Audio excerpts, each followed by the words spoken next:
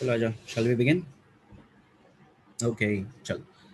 Last time onwards, we started with this company audit. I told you people that company audit is a form of statutory audit. So the auditor who is doing that statutory audit will be known as statutory auditor.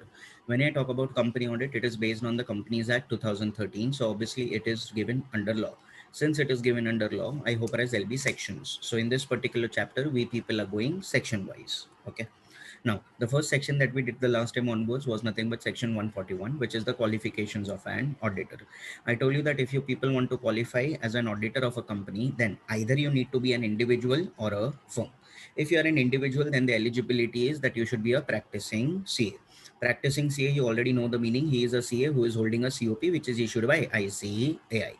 On the other hand, if at all it is a firm, then the eligibility is majority of the partners should be practicing CAs.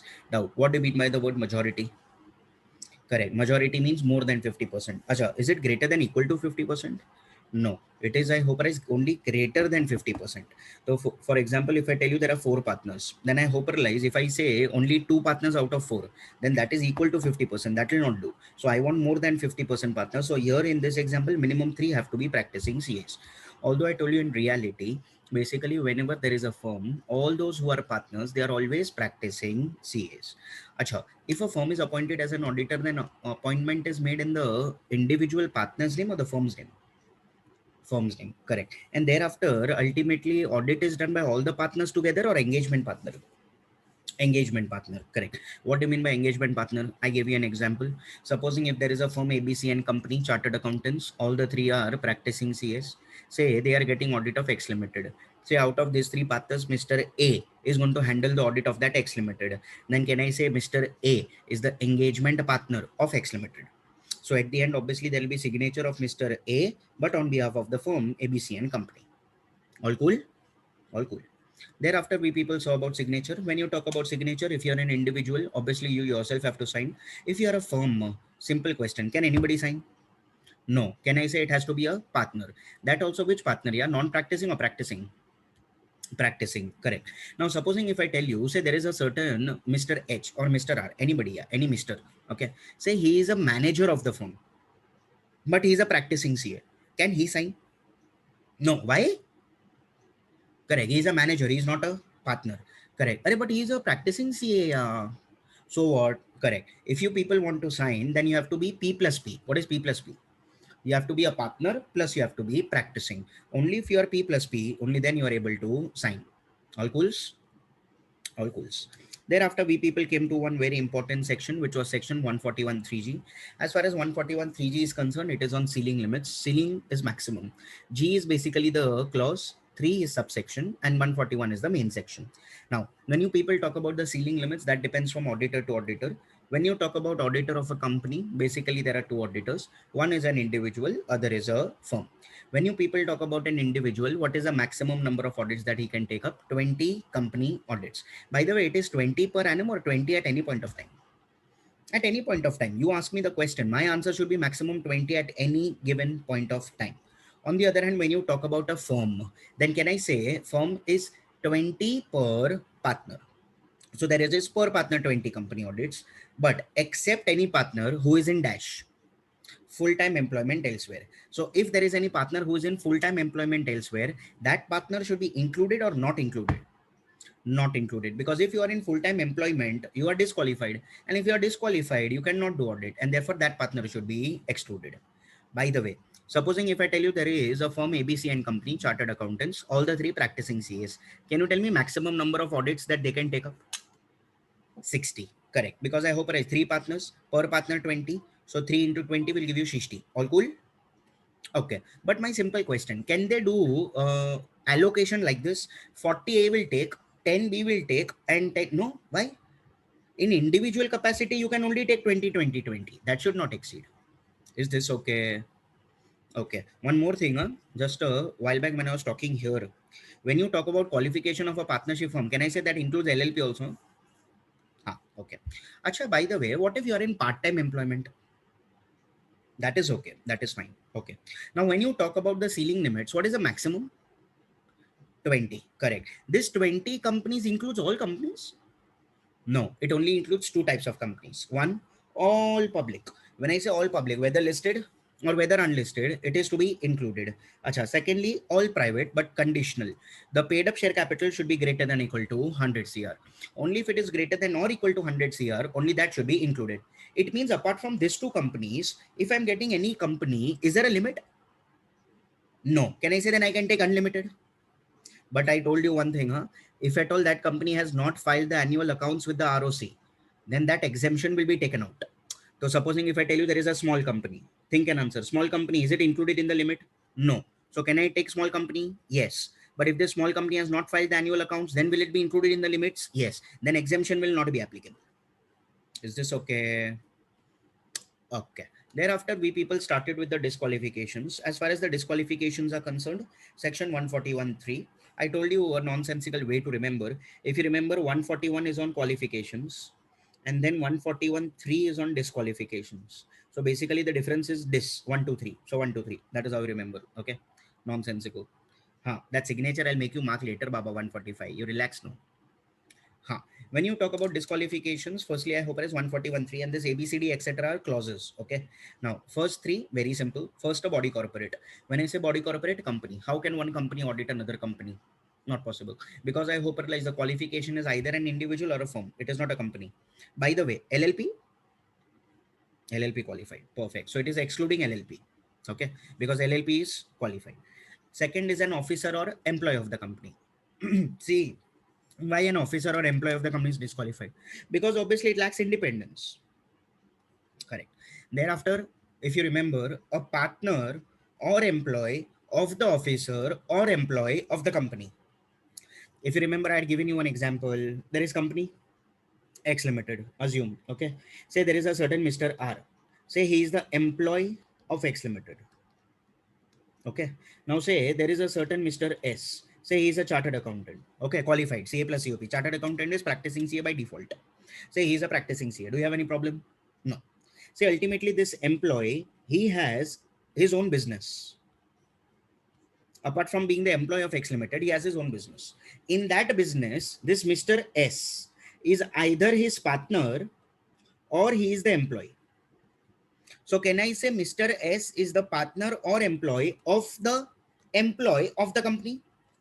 Then ultimately Mr. S, he is qualified or disqualified? Disqualified. Correct. Because he is the partner or the employee of the officer or employee of the company. All cool? All cool. Thereafter, we did nothing but the important clause, which was clause D. Major questions are asked on this. Okay. As far as your clause D is concerned, any person, relative, partner, who is SIG in the group companies. Firstly, can you tell me what do you mean by SIG? Correct. S stands for securities. I, indebted. G, guarantor. Now, when I say group companies, can you tell me group companies means what? Company, holding, subsidiary, associate, and subsidiary of holding. Correct. Now, can I say when you are talking about holding securities, there is an exception. Can I say the auditor cannot hold, the partner cannot hold, but can I say relative can hold? But relative can hold securities up to maximum 1 lakh. Which value? Face value. When you talk about, oh wow, face value, nice. When you talk about nothing but market value to be considered or ignored? Correct. Market value is to be ignored. Perfect. Acha, by the way, what if I tell you that ultimately, initially, it was less than 1 lakh? The relative was holding initially securities less than 1 lakh. When I got appointed as an auditor, later on that limit exceeded rupees 1 lakh. Then what to do? Can I say then you are given a period of 60 days? Perfect. And within a period of 60 days, auditor has to ensure that that relative brings down the limit maximum back to 1 lakh. If it does not happen, then can I say I'm disqualified? Okay, come on. So next was indebtedness. By the way, indebtedness, can I say greater than 5 lakhs disqualified? Here the amount is same for all. The auditor also, relative also, partner also. Acha, it means if it is less than equal to 5 lakhs, qualified. And guarantor more than 1 lakh, disqualified. Acha, less than equal to 1 lakh, qualified. So if you have a look, this start was important. Securities, indebtedness, and guarantor. So that is your SIG. Auditor should have 0, partner should have 0, relative can have 1 lakh, face value, market value ignored. Indebted, all the three can have 5 lakhs each. Guarantor, all the three can have 1 lakh each. If it exceeds the limit greater than, then you are disqualified. Till here, all cool? Acha, one last thing. Let me see if you remember of indebtedness. Supposing say I am auditor of X Limited and I am taking the fees from them on a progressive basis. You understand? Progressive basis, installment basis. So eventually up till now, I have not rendered entire service, but I have taken the money. Then ultimately, will it amount to indebtedness? No. Will it attract a disqualification? No. So receiving any fees on a progressive basis does not amount to indebtedness, and therefore it does not attract disqualifications. Till here, all cool? All cool. Bus. I think this is what we had done. Then we had done group companies and relative. Relative, if you remember how to remember, I gave you a nonsensical way to remember. You can remember with step and without step. Eventually, I hope there is 5 all everywhere. When you talk about with step, then in which step there is mother, father, son, brother, sister, including step. When you talk about without step, it is member of HUF, husband and wife, son's wife, daughter and daughter's husband. All cool? Come on, let's go ahead then. Huh. I will give you nothing but some time to copy also, but as of now, just focus. Okay.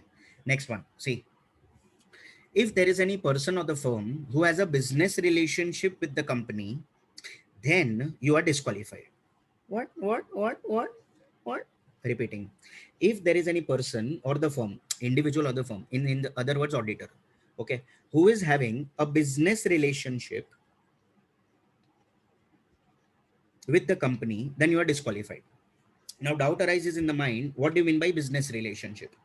Business relationship means any transaction entered into for commercial purpose. Repeating, any transaction entered into for commercial purpose. Commercial purpose, money purpose. It means if the company and the auditor, supposing they enter into any transaction and they exchange money, then we say that there is a business relationship. Now, do you understand? But if this will happen, then the auditor is disqualified. Now, the doubt should arise in the mind. Toing. Arey sir, they are definitely going to exchange money. It is because Mr. R, when he is an auditor, when he does audit, eventually he will receive money. So can I say there will be exchange of money? So can I say they have a business relationship? Now use common sense. For doing audit, should I be disqualified? No. So can I say definitely there are exceptions?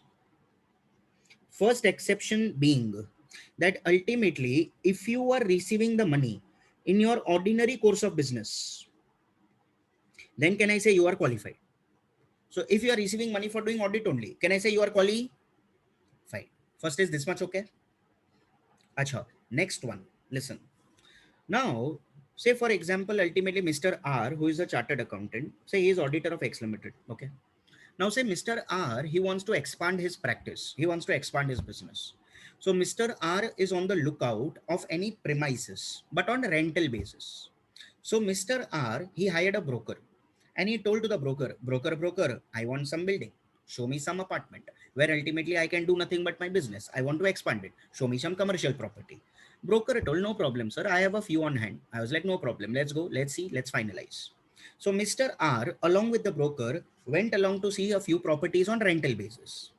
Mr. R, out of that, liked one property and asked to the broker, this property is nice. I want to take it on rent. Shall we finalize? Broker told, no problem, sir, we can. Mr. R asked the broker, how much is the rent? Broker told to Mr. R, the rent is 50,000 per month of this premises, which they want to take it on rent. Mr. R told, no problem, done deal. Let us finalize, make the rental agreement, let us sign it. Now, out of curiosity, Mr. R asked to the broker, Acha, broker, tell me one thing. This premises is nice. I liked it. We'll finalize. Just tell me who is the owner of this premises, yeah? Broker told, sir, owner of this premises is a company known as X Limited. Now, try to understand what is happening, huh? Supposing you are getting audit of X Limited. You are the auditor. You are taking some premises on rent. You are going to pay 50,000 per month. But that premises belongs to company X Limited. So if you take this premises on rent, can I say eventually you will pay money to X Limited in the form of rent? Come on here. But can I say then there'll be exchange of money? Then can I say it is a business relationship? Now just think here, think. If this did not belong to X, belong to somebody else, would it have mattered? No. Can I say eventually I would have still taken it on rent? Acha. So can I say just by taking this on rent, do you see any manipulation? So you think and tell me, should I be disqualified for this? No. Should I be qualified? Yes. But now, if I tell you like this, fair rent is 50,000 per month. But say X Limited, as soon as they came to know that I am going to take this on rent, they told, Arey, auditor, you want this on rent? What? Yeah, you should have told me. No, no 50,000, only 10,000 per month for you, sir. Use common sense. When 50,000 is a normal market value rent and the client is only charging you 10,000 per month, now do you see something wrong? Yes. Now do you see some manipulation? Yes. In that scenario, now I should be qualified or disqualified? Disqualified. But what if it was 50,000 per month? Then is there any problem? No. Then whether it belongs to X, Y, Z hardly matters, because eventually I'm going to pay whatever is fair value. It means, what is the second exception? Understand. Second exception is if the transaction has taken at fair value. Which value? Fair value. Then you are qualified. This fair value is known as arm's length price. What? Arm's length price. See, it is just a fancy name. There is nothing great about it. Arm's length price, in simple words, if I want to tell you, is fair value. Which value? Fair value. So if the transaction is at fair value, do you have any problem? No. But if it is not at fair value, do you have any problem? Yes. Now the problem is, how do you decide whether it is at fair value or not? That depends upon one thing: question. What information the question has given to you. Now I am giving you examples, options. Think and answer whether the auditor is qualified or not. Okay. Asha, the auditor took premises of X Limited on rent of 50,000 per month, which is fair value. Come on, think and tell me, auditor is qualified or disqualified? Correct. Can I say the answer is definitely qualified? Is this okay? Okay. Second, the auditor took the premises of X Limited on rent of fair value rupees 50,000 at 40% discount. Now think and tell me, qualified or not? Not. Can you tell me why it is qualified? Correct. It is because I hope price, it is at 40% discount. Now, if it is at 40% discount, use your common sense. It means it is not at fair value. So obviously, can I say they can easily manipulate me? They can easily influence me. So ultimately, answer should be this. Acha. Last one. The auditor of X Limited took premises of X Limited on rent of rupees 50,000. That's it. The auditor took the premises of X Limited on rent of rupees 50,000. Come on. Now what to do? Now the problem, qualified or disqualified? Now some answers I'm getting qualified, some answers I'm getting disqualified. You are correct. Can I say both the answers can be correct? It is because I hope this question is silent. Question is not talking to you like most people on earth. So eventually, can I say that when you talk about this 50,000, now you don't know whether it is fair value or whether it is not at fair value. Then what you'll have to do is you'll have to write both the scenarios, 2 paragraphs. What do we do is, if this rupees 50,000 is fair value, then can I say qualified? But if I tell you, if this 50,000 is not at fair value, it is not arm's length, then the auditor will be disqualified. So in this scenario, I hope your answers will be divided into 2 categories. If this, then what? If that, then what? Sometimes, by the way, what you can also do is you can write one more para, only one para in fact, telling whether it is qualified or disqualified, your assumption. So if you are assuming that 50,000 is nothing but fair value, then ultimately I hope you will write like this only. If we assume that rupees 50,000 is fair value, then qualified, full stop. But the better way, if you ask me, is to write both of them. Since the question is silent, write both of them. If 50,000 is fair value, then you are qualified. If it is not, then you are disqualified. All cools? All cools. So what is the statement? Basically, very simple. If there is any person or the firm who has a business relationship, then he is disqualified. Business relationship is nothing but any transaction which is entered for a commercial purpose. Commercial purpose, money purpose. However, are there exceptions? There are. How many? Two. One, if you are carrying out the business relationship in the ordinary course of business, then you are qualified. Secondly, if the business relationship has happened at arm's length price, then you are qualified. By the way, whether it is arm's length or not, question will tell you. But if the question is silent, then eventually you write both of them. If it is arm's length, then qualified. If it is not arm's length, then disqualified. All cools? All cools. Come on, let's go ahead. I'll give you time to copy this here if you want later. Don't worry. Together, let us finish this explanation first. Okay. Next one. See, any person, okay, where the relative is a director or a key management personnel. Repeating, any person whose relative is a director or a key management personnel. Now, what do you mean by key management personnel? Key management personnel basically is the top level management. Okay, let us take example. Listen. Now, for a simple example, if I tell you X Limited, I am Mr. R, chartered accountant. Am I qualified? Oh, you bet I am. Acha. Now, if I tell you, say there is a certain Mr. T. Say this Mr. T is a director of X Limited. Understand now? Mr. T is the director of X Limited. I am Mr. R. I am a chartered accountant. But say this Mr. T is my relative. Think and answer. Can I become auditor of X Limited? No. Why? Arey, he is my relative. Dash. If he is my relative, use your common sense. Can I say he can easily influence me? Can I say influencing becomes simple, so independence is lost? Can I say if independence is lost, eventually you should be qualified or disqualified? Disqualified. So can I say what is the reason for disqualification? What do you think? Can I say any person? So this is person, Mr. R. His relative, in my example, Mr. T, is the director of the company X Limited. So in that company, you cannot be qualified. All cool?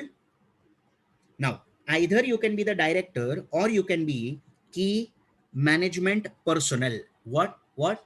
Key management personnel. See, it is just a fancy name. There is nothing great about it. Key management personnel is simple words, is top level management. Very important people for the company. That is known as key management. Acha. Oh, big boss, big boss, big boss. Big boss has come. Are keep your video on, no baba. Unnecessarily they will remove you or they will send you to the waiting room. Then there is no fun. Trust me, I've been to that room. Nothing is there in that room. Nobody is there. I thought that other people also will be there. Nobody is there. So it is better keep your who looks at you. Nobody, no. I mean, look at you. Exactly. So keep it keep it on. No, what's your problem? Yeah. Chumma. Now listen. So KMP is basically top level management. Acha, in your direct tax, there is income from salaries. You know, no.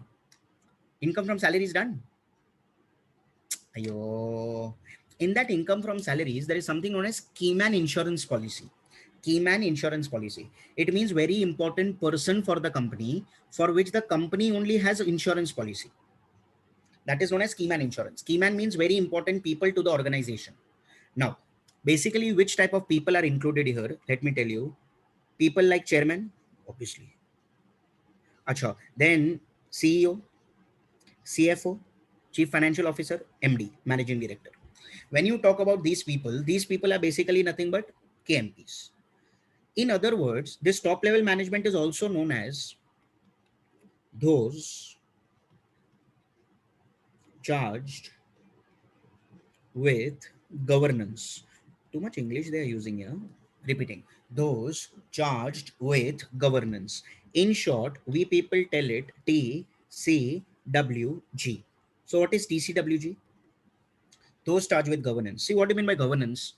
Ruling the company, running the company. So basically, I hope there is only those people can run the company, run the show. All cool? So what is the statement that you have to understand? This one. If there is any person whose relative is a director or a KMP, then you are disqualified. Then KMP includes what? MD, CEO, CFO, chairman. In other words, TCWG. What is full form of TCWG?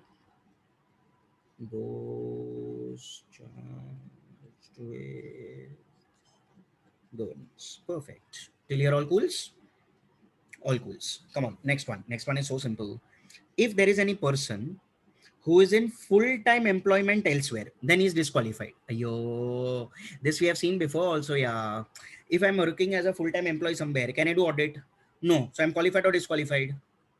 Disqualified. But what if I'm doing part-time? Then it is okay. Second one there only. If there is any person whose limits are over, limits means what here? Those 20 companies. Then I'm disqualified, no? Arey Baba, you think like this. See, for a simple example, I'm Mr. R, chartered accountant. What is the maximum that I can hold? 20. Say I'm already holding 20. Okay. Think and answer. Now I get audit of X Limited. Can I take up that audit? No. Can you tell me why no? Because obviously my limits are over. So here in this company, I can be appointed or I cannot. I cannot. So I'm qualified or disqualified? Disqualified. And what is the clause why you are disqualified? Because my limits are over. So there are two things. One, if there is any person who is in full-time employment elsewhere. Secondly, any person whose limits are over. If you people remember, I don't know how many of you can link this. We had done ceiling limits. Acha, ceiling limit, what was the section? If you remember, it was 141 3G. See, where did it go? Where did it go? See this one. 141 3G. Do you agree? Acha. Now, thereafter we started with disqualifications. Disqualification is 141 3. Acha, look at the clause which we are doing here. G. So when you say 141 3 clause G, hence that ceiling limits is in this clause only, which is G. Now do you understand? Okay, come on. Next one. Next is also simple. If there is any person who is convicted by the court of committing any fraud, then is disqualified. Now see, this requires common sense. So I will have to explain. No, not like that. Now, when I say any person who is convicted by the court of committing any fraud, come on, yeah, he's a convict, yeah. If you're a convict, you should be qualified or disqualified. Disqualified. Now, important to understand, you should be a convict. I'm not talking about accused. I'm not talking about accusation. I'm talking about conviction. There is a difference between accusation and conviction. Supposing, say, you people accuse me of some fraud. Assume. You people accuse me of some fraud. In that scenario, I'm still qualified. I can still do audit. It is because I hope as I'm just accused. Accusations keep on coming. That's okay. That's part and parcel. But I hope as if that accusation then is proved in the court of law, and court of law then gives a judgment that yes, now you are proved guilty. Then I hope you realize then I'm a convict. Then if I'm a convict, then I'm disqualified. Now do you understand difference? So ultimately, remember, you're not talking about accusations, you're talking about convictions. So any person who is convicted by the court of any fraud is disqualified. You are disqualified for a period of 10 years from the date of conviction. So supposing if I tell you conviction has happened today, so from today till 10 years, I'm disqualified. Wait, when I say I'm disqualified, I do not mean that for 10 years I'm in the jail. Jail is basically maximum up to a period of 1 year, which I will show you in penalties later. When I say I'm disqualified for 10 years, it means I cannot sign on any audit report for 10 years. I can definitely be in employment somewhere. For a simple example, if there is any firm, I tell to the firm, work.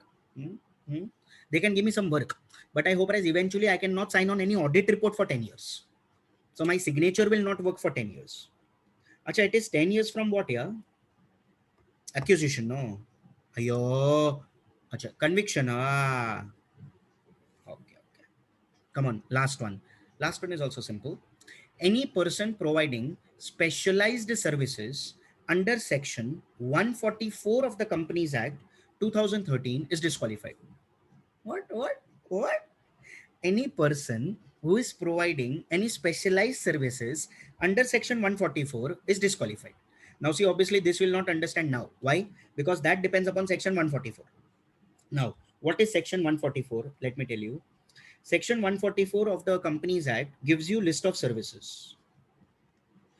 These list of services, auditor is not allowed to render. So it means you should not render these services. But if you render, then you are disqualified. Repeating.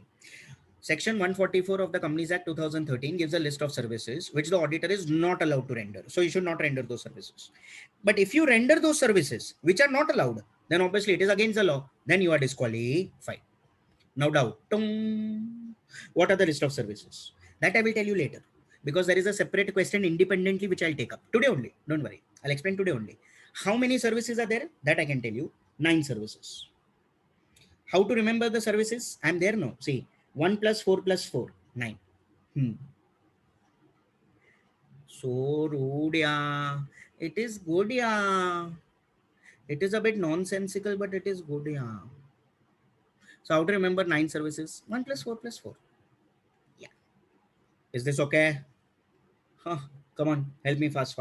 Firstly, from E till I is what we have done today. Come on. Firstly, any person of the firm who has a business relationship with the company, basically group companies that we'll see, then disqualified. What is a business relationship? Any transaction for a commercial purpose. Exceptions are there. 2. Transactions at arm's length price, fair value, or transactions in the ordinary course of business. Acha, what if the question does not tell it is fair value? Then we write both of the options. Perfect. Thereafter, if any person whose relative is a director or a KMP, what is KMP? Key management personnel. What do you mean by that? Top level management. Acha, can you give me examples? MD, CEO, CFO, chairman. Acha, they are also known as those start with governance. In short, what do we tell? TCWG. So those start with governance is low level or top level? Top level. How to remember? Very simple. T, no. T for top. Those start with governance is top level management. Acha. Thereafter, any person who is in full-time employment elsewhere, disqualified. Limits are over, disqualified. Bye-bye. Thereafter, any person who is convicted by the court of committing any fraud, disqualified. Acha, by the way, conviction and accusation is the same. No. So you are disqualified for 10 years from the date of accusation. No. Hey, 10 years from the date of conviction, not accusation. What? Dash. Acha. And lastly, if any person who is providing any specialized services under 144 is disqualified. Acha, these services are allowed. No, they are not allowed. Acha, but if you give, you are disqualified. How many services are there? 9. How do you remember 9 services? 1 plus 4 plus 4. Perfect. Acha, what those 9 services? That I'll tell you later. Last thing. Then if you wish to, you can copy and then we mark. Listen. Supposing, say I got appointed today. Say I got appointed on say 15th April. Assume some any random date here, does not have relevance in my life anywhere. So ultimately say 15th of April. Okay, random date I got appointed. So this is my date of appointment. Okay. Now say after some 5 days only, on 20th of April, say I purchased shares of the company. I got appointed as auditor of X Limited. I purchased shares of X Limited. Come on, think and answer. Am I qualified? No. Why? Because I purchase shares. Can I say if I purchase shares, I have attracted 141 3D SIG, I have attracted S. So I'm qualified or disqualified? Disqualified. But wait, was I holding any shares here? No. So I have attracted disqualification when? Before appointment, on appointment, or after appointment? My simple question. It means, can you be also disqualified after appointment? Yes. See, it is because if you're not holding shares here and then you start holding shares here, it means you are taking undue advantage, no? It means you are, I hope, realize you are cribbling the law. It means initially you did not have anything, but later on, as soon as you got appointed, now you are doing something wrong just because you got appointed. So now think and tell me, you can be disqualified only at the time of appointment, or you can also be disqualified after appointment. After appointment, correct. And that is given under section 141(4). What is 141(4) on? It is on disqualification after appointment.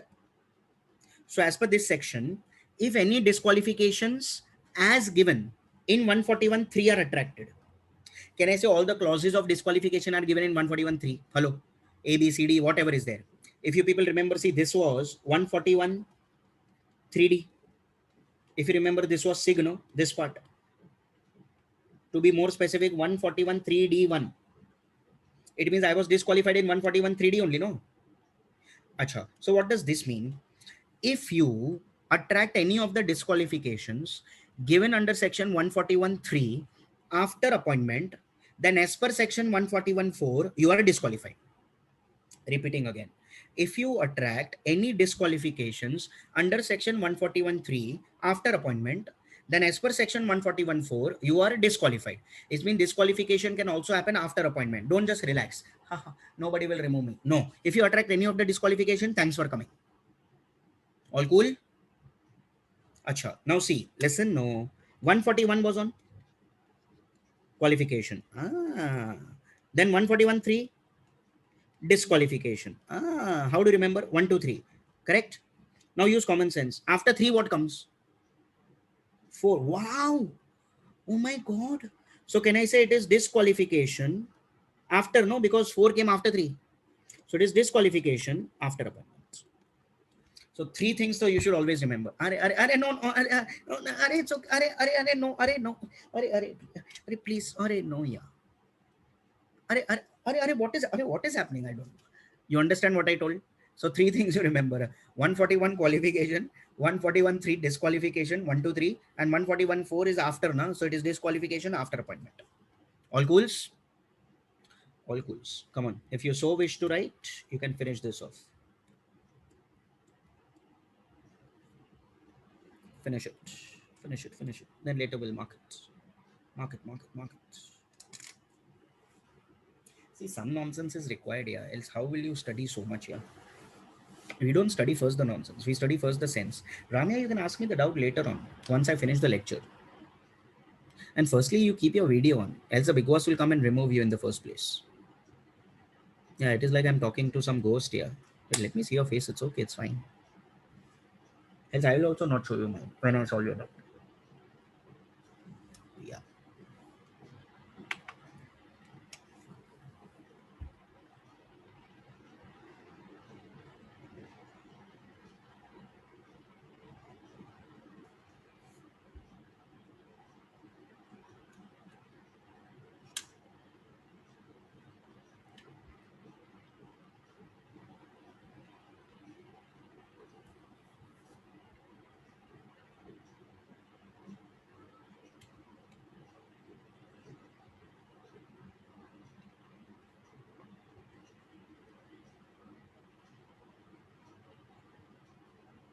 Basically, what you are telling is correct. Basic.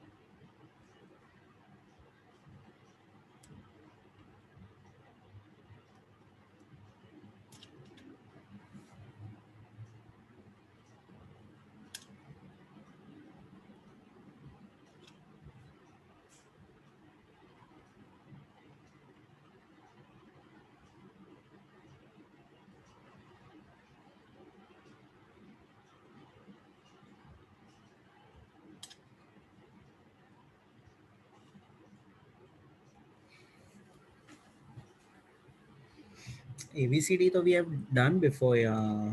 This was your ABC. Body, corporate, officer, or employee. Then I already told you to copy that SIG part. D I already told.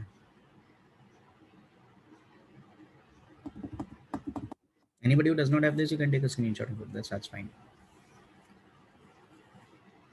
You had lecture in the morning. Yeah. Which lecture? Yeah. Accounts.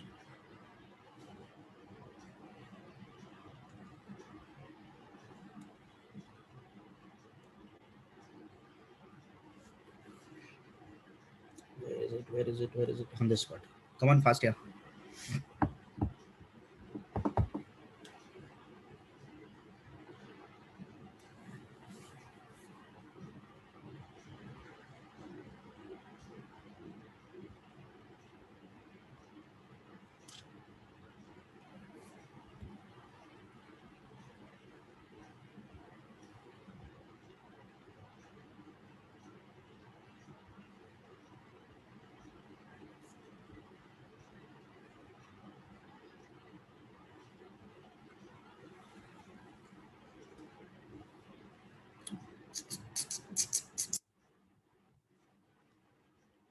Anya.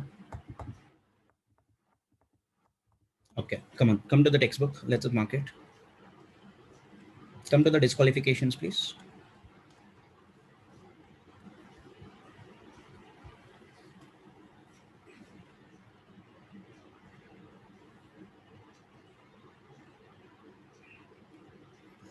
Hmm.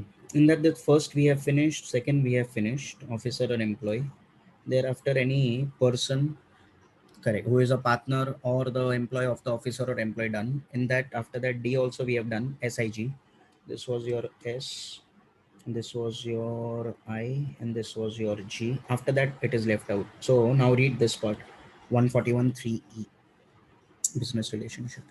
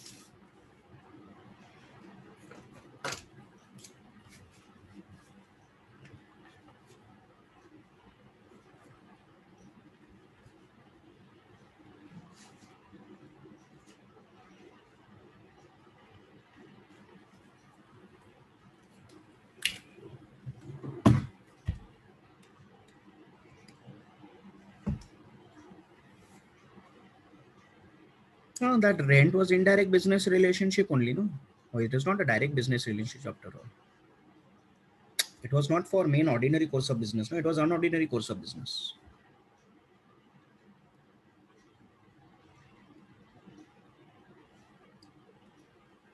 Thereafter, read this F, G. G, I think we have already done discussion part. So, I mean, that is not a problem. You can just read the section.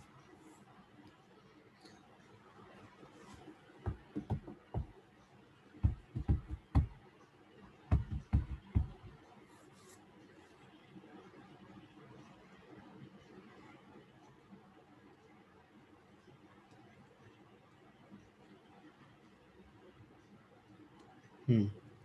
After that, lastly, you read H. Only read H. I, तो obviously is left out. No, at least you have to write the statement, no? What is given here? Whatever is given in nothing but the box is what is the main statement that you have to write. If at all they ask you about the disqualifications, they don't ask you do together all the disqualifications. They ask you case studies, which we are going to do after this itself. So you will have an idea how the questions are actually asked on disqualifications.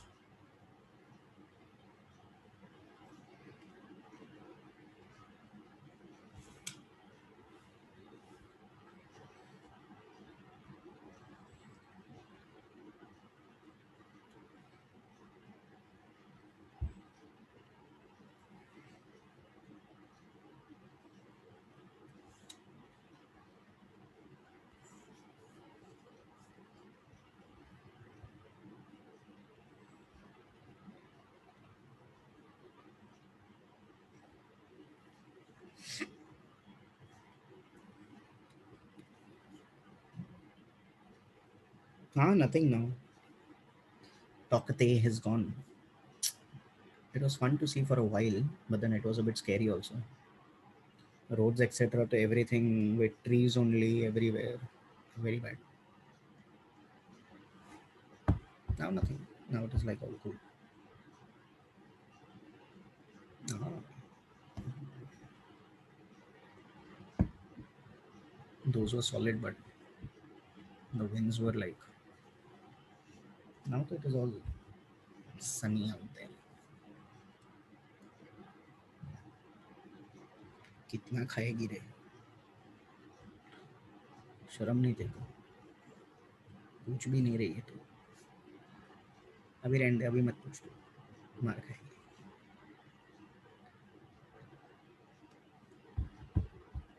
Come on, Danya. Acha. Just come to 141.4. See, they say that where a person is appointed as an auditor of a company incurs any of the disqualifications mentioned in subsection 3, that is 141.3, after his appointment, then he shall vacate his office. What is vacate his office? Leave his office. Vacate means leave. Means there is no auditor now. He should go. Bye-bye. Then he shall vacate his office as an auditor, and such vacation shall be deemed to be casual vacancy in the office of the auditor. Now, what do you mean by casual vacancy? That I will tell you later, today only, because we have a separate section on that, which is section 139.8. So when I do section 139.8, you will come to know what do you mean by casual vacancy. But apart from that, you already know what is the meaning of this section 141.4. It means that you can not only attract disqualification at the time of appointment, you can also attract disqualification after appointment.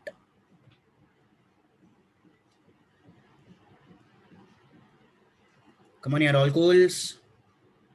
Come, let's come to the case studies. Let's finish it off. Case studies page number I have written for you.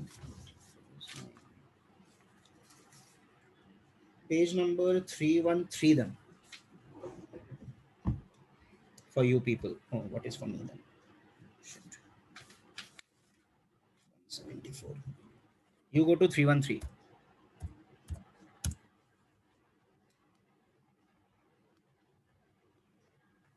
Do you have case studies on 313? Company audit? Okay, come on. Whether you people know disqualifications or not, this particular questions will be able to answer. Okay, so don't look at the answer, please. Then you will decide whether the question is correct or not. Yeah. Come on, let's begin. First one. Mr. A, a practicing chartered accountant, is holding securities of XYZ Limited, having face value only rupees 900. Whether Mr. A is qualified for appointment as an auditor of XYZ Limited? No. Why? So rude. Oh, he should have 0. But he is holding only 900.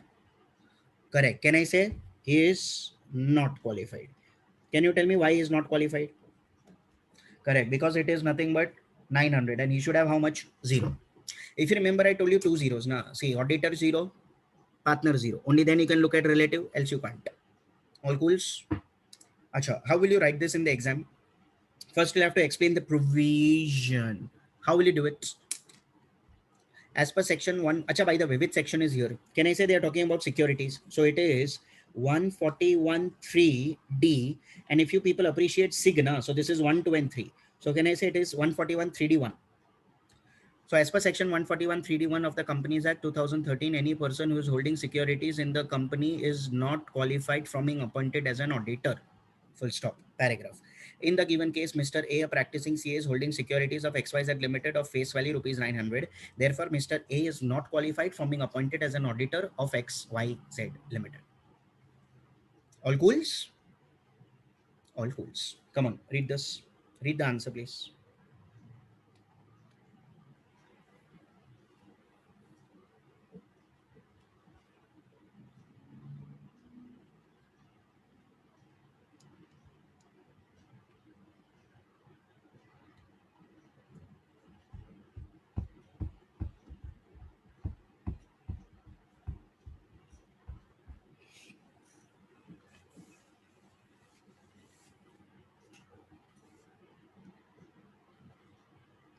Dania.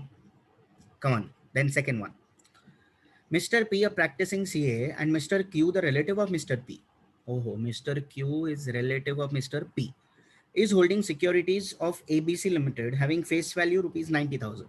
Whether Mr. P is qualified from being appointed as auditor of ABC Limited? Yeah. Why? Yeah. Correct. Can I say it is only 90,000 face value? So it is qualified. Maximum is how much? 1 lakh. Acha, wait. One information. Say market value is 1,10,000. What to do of this information? Can I say it is ignoring? Hello? So qualified or disqualified? Qualified. How will you write an exam? As per section 141.3D1 of the Companies Act 2013, any person holding any securities in the company is disqualified. Paragraph. However, the relative of such person can hold securities up to a maximum face value of rupees 1 lakh. Paragraph. In the given case, Mr. Q, the relative of Mr. P, is holding the securities worth face value rupees 90,000, which is within the limits as specified above. Therefore, Mr. P, a practicing CA, is qualified for being appointed as an auditor of ABC Limited. You understand what I'm telling? So first you write whatever is given in the provision, and then whatever are the facts and the conclusion. Come on, read the answer.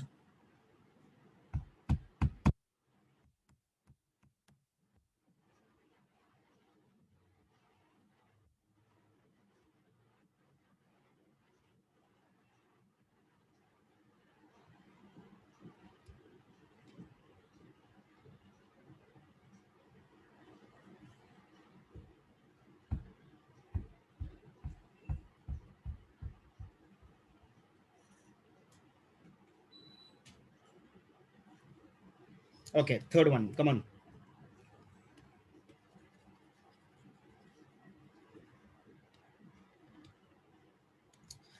Messrs. BC and Company is an audit firm having partners Mr. B and Mr. C, and Mr. A, the relative of Mr. C, is holding securities of MWF Limited having face value rupees 1,01,000. Whether Messrs. BC is qualified from being appointed as an auditor of MWF Limited? No. Why? Because I hope his maximum is 1 lakh. Here it is greater than 1 lakh. So qualified or disqualified? Disqualified. By the way, listen, here that grace period of 60 days is not relevant here, because you're already holding more than 1 lakh. See, when is that 60 days relevant? When before appointment or on appointment, it was less than 1 lakh. But after appointment, it became more than 1 lakh. Then in that, this was on appointment. After appointment, it became more than 1 lakh. Then you people have a period of 60 days. In this case, though, you don't have a period of 60 days. Here, though, you are directly disqualified. If you want to become auditor, tell your relative to at least sell the shares worth 1,000 face value. Then tomorrow also you can become auditor, because then tomorrow you will not be having 1 lakh 1,000. You will be having only 1 lakh, which is allowed. I hope you followed. Acha. Hey, but wait, no. Face value is 1 lakh 1. Market value is only 90,000. Less than 1 lakh. You are not giving any respect to market value. Yeah, that's so rude. Yeah. Correct. Read. Come on. Read the answer.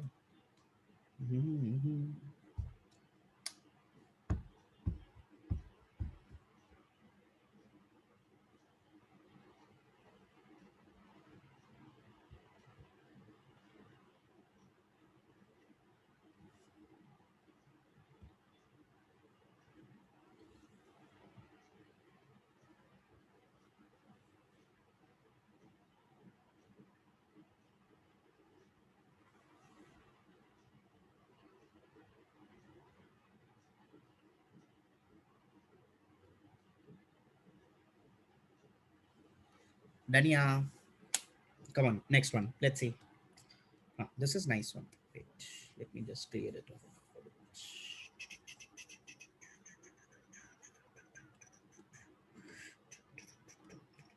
Have a look. Messrs. RM and Company, oh, these are my initials, is an audit firm having partners CAR and CAM. The firm has been offered the appointment as an auditor of N Limited for the financial year 2016-17. Okay, it is not 2,01,617th year, 2016-17. Yeah, I don't know till then when world will last or not, the way that it is going. Mr. B, look at the spellings here, N, B. Mr. B, the relative of CAR, is holding 5,000 shares, face value 10 each, in N Limited, having market value 1,50,000. Whether Messrs. RM is disqualified to be appointed as auditors of N Limited? Are they disqualified or they are qualified?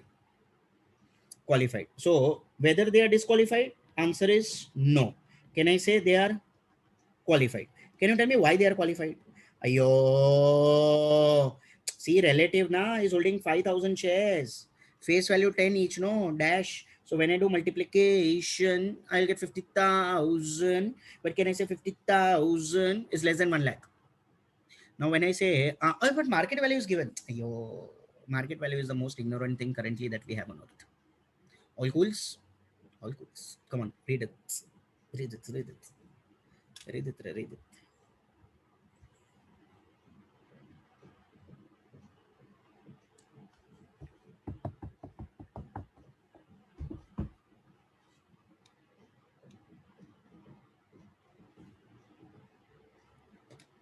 Today we have to do, after this we'll do appointment of an auditor. Then we have casual vacancy.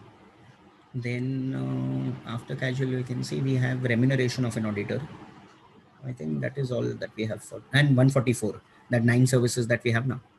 Yeah, was those 4 sections. And it's the, yeah, end of the day, at least for you. Yeah. Come on, next one, shall I go? 5 we can't do now. 6 we can't do now. 7th we can't do now. 8th we can't do now. 9th we can't do now. 10th we have already done that.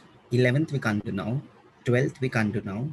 13th we can't do now. 14th we can do now.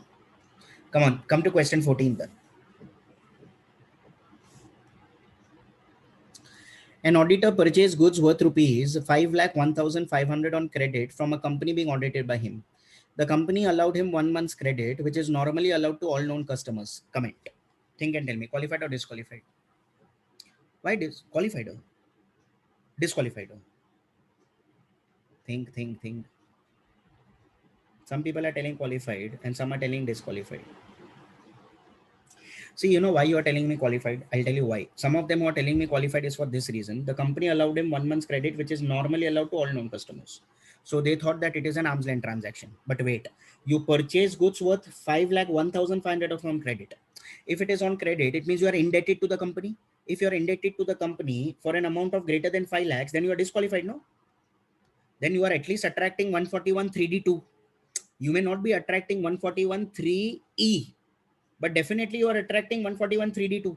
So since you are attracting 141 3D2, can I say you are disqualified?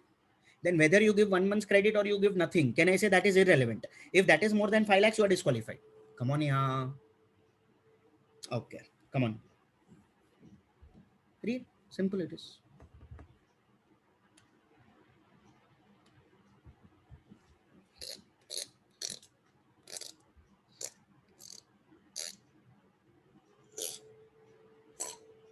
Next one, shall we see? Come on, let us see this one then. Oh, this seems to be a very mythological question. Just have a look. Ram and Hanuman associates started accountants. So ultimately, there are 2 partners, Ram and Hanuman. Okay. They are in practice having been appointed as statutory auditors of Krishna Limited. Oh my God. For the accounting year 1516, Mr. Hanuman, oh my God. Mr. Hanuman, can I say, is one of the partners. Holds 100 equity shares of Shiva Limited, a subsidiary of Krishna Limited. Can I say Krishna Limited is the company where they are auditors? And Shiva Limited is the subsidiary of Krishna Limited. You understood the case? It means the partner is holding shares not in the company, but partner is holding shares in the correct subsidiary. So you tell me qualified or disqualified? Disqualified. Why? Yeah? But he's not holding in the company. Correct. Can I say you cannot hold in the group companies? Now, when I say group companies, holding, subsidiary, associate, company, and subsidiary of holding. So since you're holding in the subsidiary, you are disqualified. Perfect. Come on, read it. Read it. Finish it. Shut.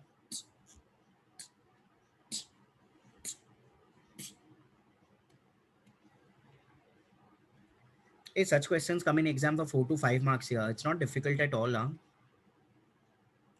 हाँ यार, get marks in audit यार. और नहीं तो क्या.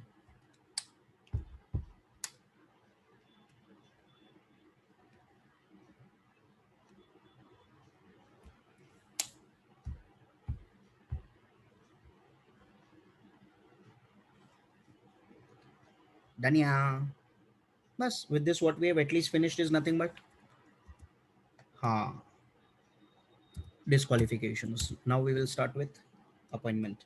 Just in your notebooks, take a fresh page, give the heading, we relax for 2 minutes and then we start.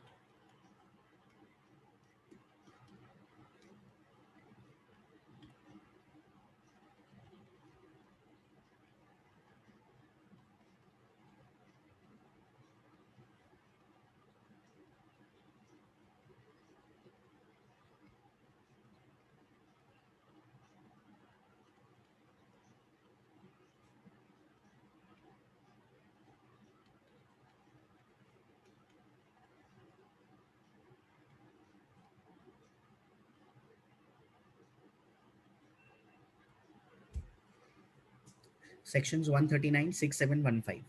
Appointment of an auditor.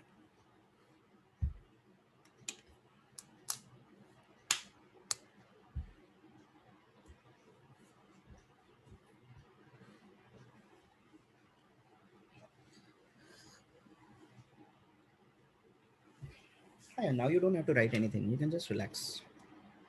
Yeah, chill.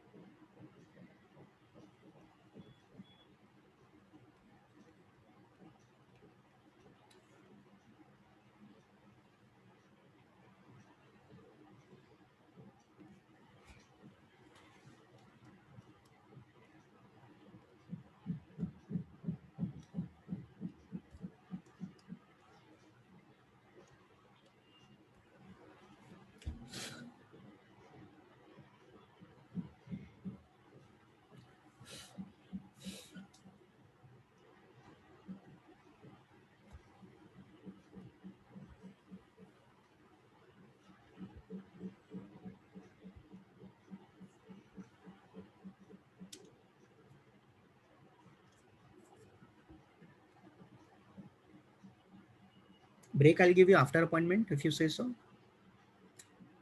Appointment will take like half an hourish. Okay. So like half an hourish minimum. So ultimately like 11:35, etc. If you want, I'll give you the break for 5-7 minutes. And thereafter we can come and do casual vacancy and whatever that is remaining. If it takes more, then whatever.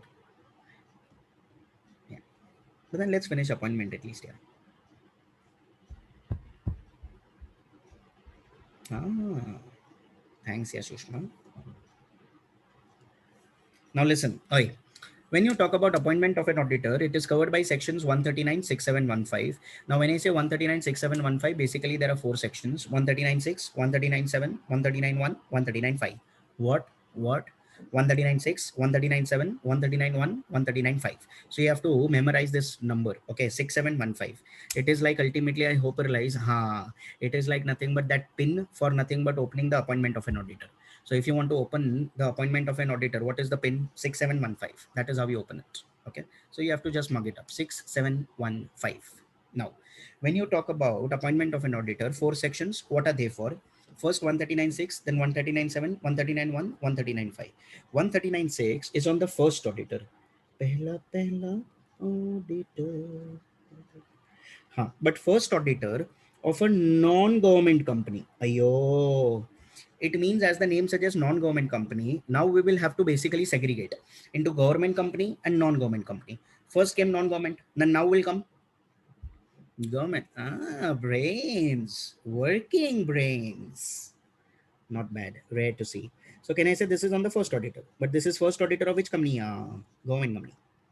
Perfect. Now use common sense. If this is first auditor, this will be second auditor. Nonsense. It is subsequent auditor. Huh. Arey, what second auditor dash? If it is second auditor like this, third auditor, fourth auditor, fifth auditor will go on only learning this in company audit. So it is not second auditor, it is subsequent. Any auditor other than the first auditor will be known as, repeating, any auditor other than the first auditor will be known as subsequent. Second auditor. So this is a subsequent auditor of a non-government company. Then again use your common sense. This will be subsequent auditor, correct, but of a government company. Perfect. Acha, by the way, now you already know government company, non-government company. What is government company? Greater than 50% of the share capital held by nothing but the state government or central government or both jointly put together is known as nothing but a government company. Can I say any subsidiary of a government company is also deemed a government company? Now all this you already know in company law. All cools? All cools. One more thing. Listen. Supposing in the question they just tell you a company. Company. Blah, blah, blah, blah, blah, blah, blah. Have they told you government, non-government? No. They have just told company. It means the question is silent. It is not talking to you, like most of the people in this universe now. Then use common sense. Even aliens are not talking. So sad to you. Then use common sense. Can I say, when I say company, by default, what? By default, we assume it's a non-government company. Because if it is a government company, they will tell you, government company, like this they'll tell you. If they don't tell you, government, then it is a non-government company. Now do you understand? Now let's begin. Listen. We are talking about appointment, so it will be focused on appointment, the discussion.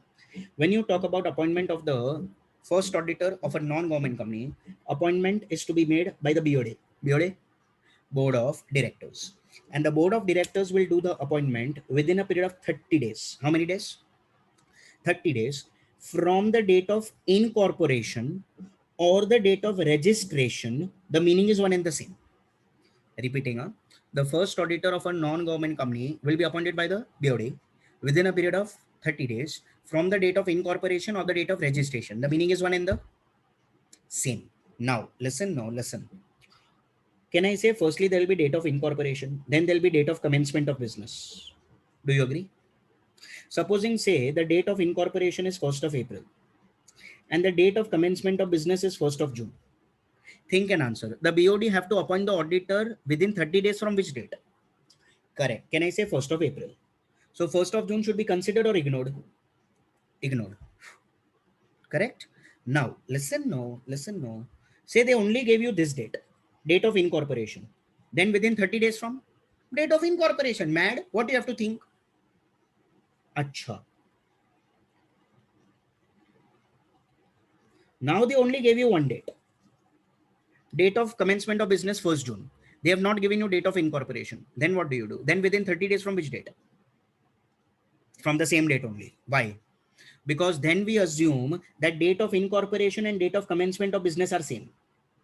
Oh, acha. Obviously, because now they have not given you date of incorporation. No. See, you cannot assume like this now. What will be date of incorporation? Okay. Then you will use your brains as if you are a bloody detective, but you are not. So ultimately now you'll think, wait. Commencement of business 1st of June. Okay. So business may have incorporated earlier on. When? Like this, you don't have to think. If they have not given you anything, assume it is the same thing, no? Chumma. So ultimately, can I say date of incorporation and commencement? If they give you two, ignore commencement. If they give you only incorporation, take it. If they give you only commencement, take it. Because then we assume that date of commencement and date of incorporation is the same thing. Okay. Thereafter, what if the BOD don't appoint in this 30 days?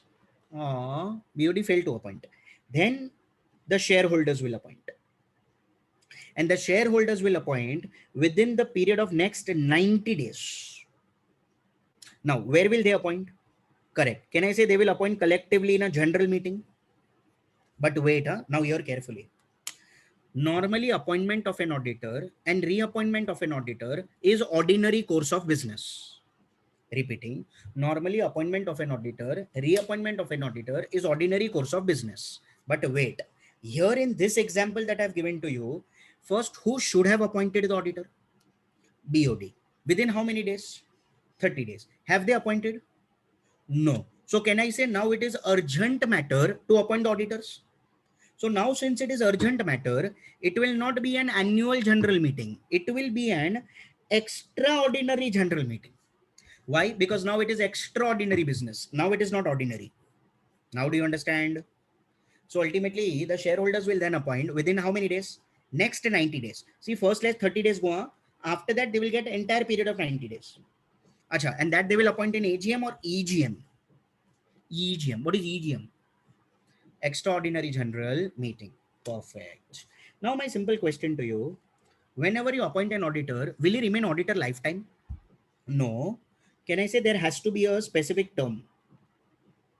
Then doubt arises, what will be the term of this auditor once he is appointed? When will his term start? Can I say his term will start as soon as he gets appointed? So his term starts from the date of appointment. You know, there will be one letter of appointment. You are appointed as an auditor of so and so company from so and so date. So in that, there will be nothing but the date of appointment.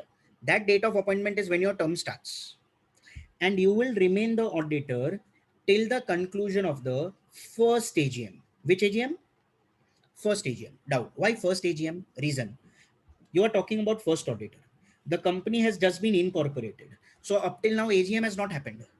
So ultimately, it is from the date of appointment only till the conclusion of the first AGM. So I will remain auditor from here only till here. All cool? But wait, no, wait. What if I tell you here in between, before the first AGM, after the appointment? Understand? Before the first AGM, but after appointment, say I became a shareholder of this company. Then think and answer. Can I continue till the first AGM? No. Why? Yeah? Correct. Can I say because I am disqualified? Acha, can I be disqualified after appointment? Yes. As per which section? Correct. So can I say here I have attracted section 141.3 and I have attracted section 141.4? Come on, yaar. Acha. Now I'll make a statement. It means this is your term from the date of appointment till the first AGM, but that is provided you are always qualified. It means you should not be disqualified. So this is your term subject to disqualifications. If you don't get disqualified, then this is your term. If you get disqualified, then bye-bye. Thanks for coming. So wait, I'll make one statement in English. See if you understand. I mean, all the statements I've been making in English only, but still. Listen. The term of the first auditor will be from the date of appointment till the conclusion of the first AGM subject to the disqualifications under section 141.3 and 141.4. Repeating. The term of the first auditor is from the date of appointment till the conclusion of the first AGM, but that is subject to the disqualifications under section 141.3 and 141.4. All cools? All cools. Come on. This was regarding what? Correct. This was regarding first auditor, non-government. Now we come to first auditor, government. When you talk about first auditor of a government company, simple. Here the appointment is made by the CAG. Doubt. You know who is CAG? CAG stands for, if you are aware, comptroller, troller to you know, and auditor general. At least you know troller, that's fine. Comptroller and auditor general. Okay, that is the short form. That is the full form of CAG. When you talk about CAG, see CAG is basically now. Listen, CAG is the highest authority when it comes to public auditing. When I say public auditing, basically government, because I hope as government runs on public money. So somebody has to check whether government is running properly or not, whether government is running their companies properly or not. And for that, they appoint a person who is known as CAG. Don't worry. We are going to discuss about CAG in detail when I do chapter number 13. That is later, which is audit of different types of entities in your textbook, even in module. So ultimately, when we do that chapter, we will see what is nothing but CAG. Okay. So all the duties, all the powers, all the appointments, etc. we will see. As of now, understand, CAG is the highest authority when it comes to the function of public auditing in India. Now, when you talk about government company, can I say it's a government company? So obviously public money. So ultimately, when you talk about public money, can I say CAG will intervene? And therefore appointment will be made by the CAG. But CAG will make the appointment within a period of 60 days. How many days? 60 days. And again, it is 60 days from the date of incorporation or the date of registration. The meaning is one and the same. Now you already know. If they give you both the dates, take date of incorporation, ignore commencement. If they give you only incorporation, consider. If they only give you commencement, consider. Assume that itself is the date of incorporation. All cools? All cools. Doubt. What if the CAG do not appoint within those 60 days? Then the appointment will be made by the BOD within the next 30 days. But if BOD also don't appoint, everybody is lethargic. Then ultimately, eventually, it goes to the shareholders. And shareholders will have to appoint within a period of next 60 days. Wait, normally can I say appointment and reappointment of an auditor is ordinary business? But can I say here there is urgency because 90 days have gone, nobody have appointed. So eventually now it has become urgent. So now it is extraordinary. So extraordinary general meeting. All cool? All cool. Doubt. Will he remain auditor lifetime? No. Will there be a term? Yes. What will be the term? Same as this. So can you tell me what will be the term? It will be from the date of appointment till the conclusion of the first AGM, but that is subject to disqualifications under section 141.3 and 141.4. If you attract disqualifications, thanks for coming. All cool? All cool. So this is first auditor. Now we go to subsequent auditor. Subsequent auditor, very simple, yeah. Firstly, when you talk about subsequent auditor of a non-government company, listen, here the appointment is to be made by the shareholders, and shareholders will do the appointment at an AGM. Why AGM? So simple. Can I say first auditor's term is till the AGM? So can I say here first auditor will go, subsequent auditor will come? So subsequent auditor is appointed in the AGM only, no? Acha. Now, next doubt. What will be the term of the subsequent auditor? This is really important. Listen carefully. Huh?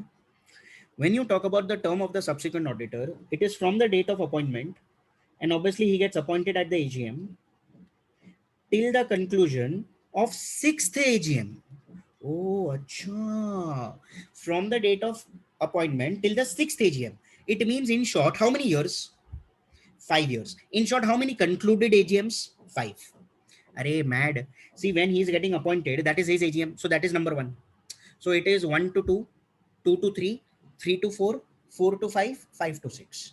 So in short, how many concluded AGMs? 5. So how many years as such? 5. So I can remain auditor in that company for how many years? 5. But two things are, provided they reappoint me every year. Can they remove me? Yes. Removal, I will tell you later, sections. Secondly, I should also be interested to continue, no?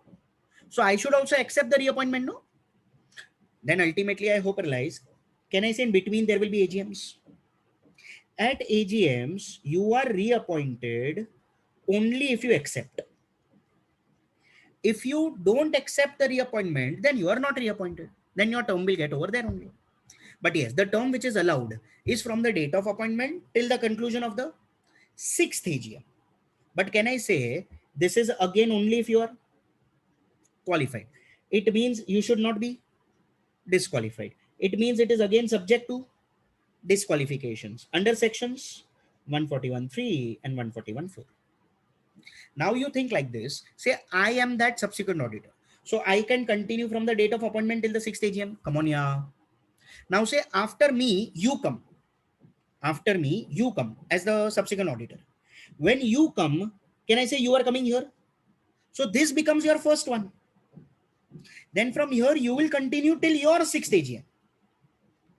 You understand what is happening? So ultimately, it is rotation policy. Say after that, somebody else of you comes. Then I hope you realize when that somebody else comes, this will be the first for that. From there till his sixth AGM. So it is like a cycle where ultimately you get reappointed for every 5 AGMs. Is this much okay? Okay, come on. Thereafter, green, no? Thereafter, we people have 139.5, which is subsequent auditor of a government company. Here also very simple. The subsequent auditor of a government company, appointment is to be made by the CAG, and CAG will do the appointment within a period of 180 days from the commencement of the financial year. Now, financial year commences 1st of April. Now, from 1st of April, you have to count 180 days. Within this time, the CAG should appoint the auditor. Now, do you understand? Obviously, you already know the qualification of an auditor, either individual or a firm. Acha. Now, it is within 180 days from the commencement of the financial year. Thereafter, what will be the term? Term is very simple. Term is from the date of appointment only till the next AGM, not till the sixth AGM. You're talking about government company. Government also does not last for that much. So ultimately, I hope it is only for 1 year there. It is not for 6 years there, not for 5 years there. So it is from the date of appointment only till the next AGM, but other things remaining same.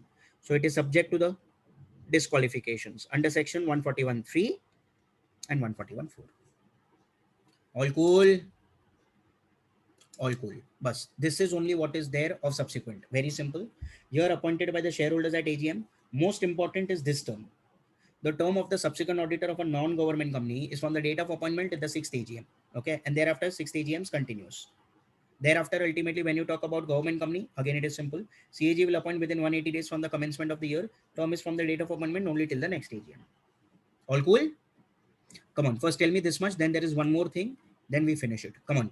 Firstly, when you talk about 139.6, come on, answer with me. It is the first auditor of a non-government company. Appointment is made by the BOD within a period of 30 days from the date of incorporation.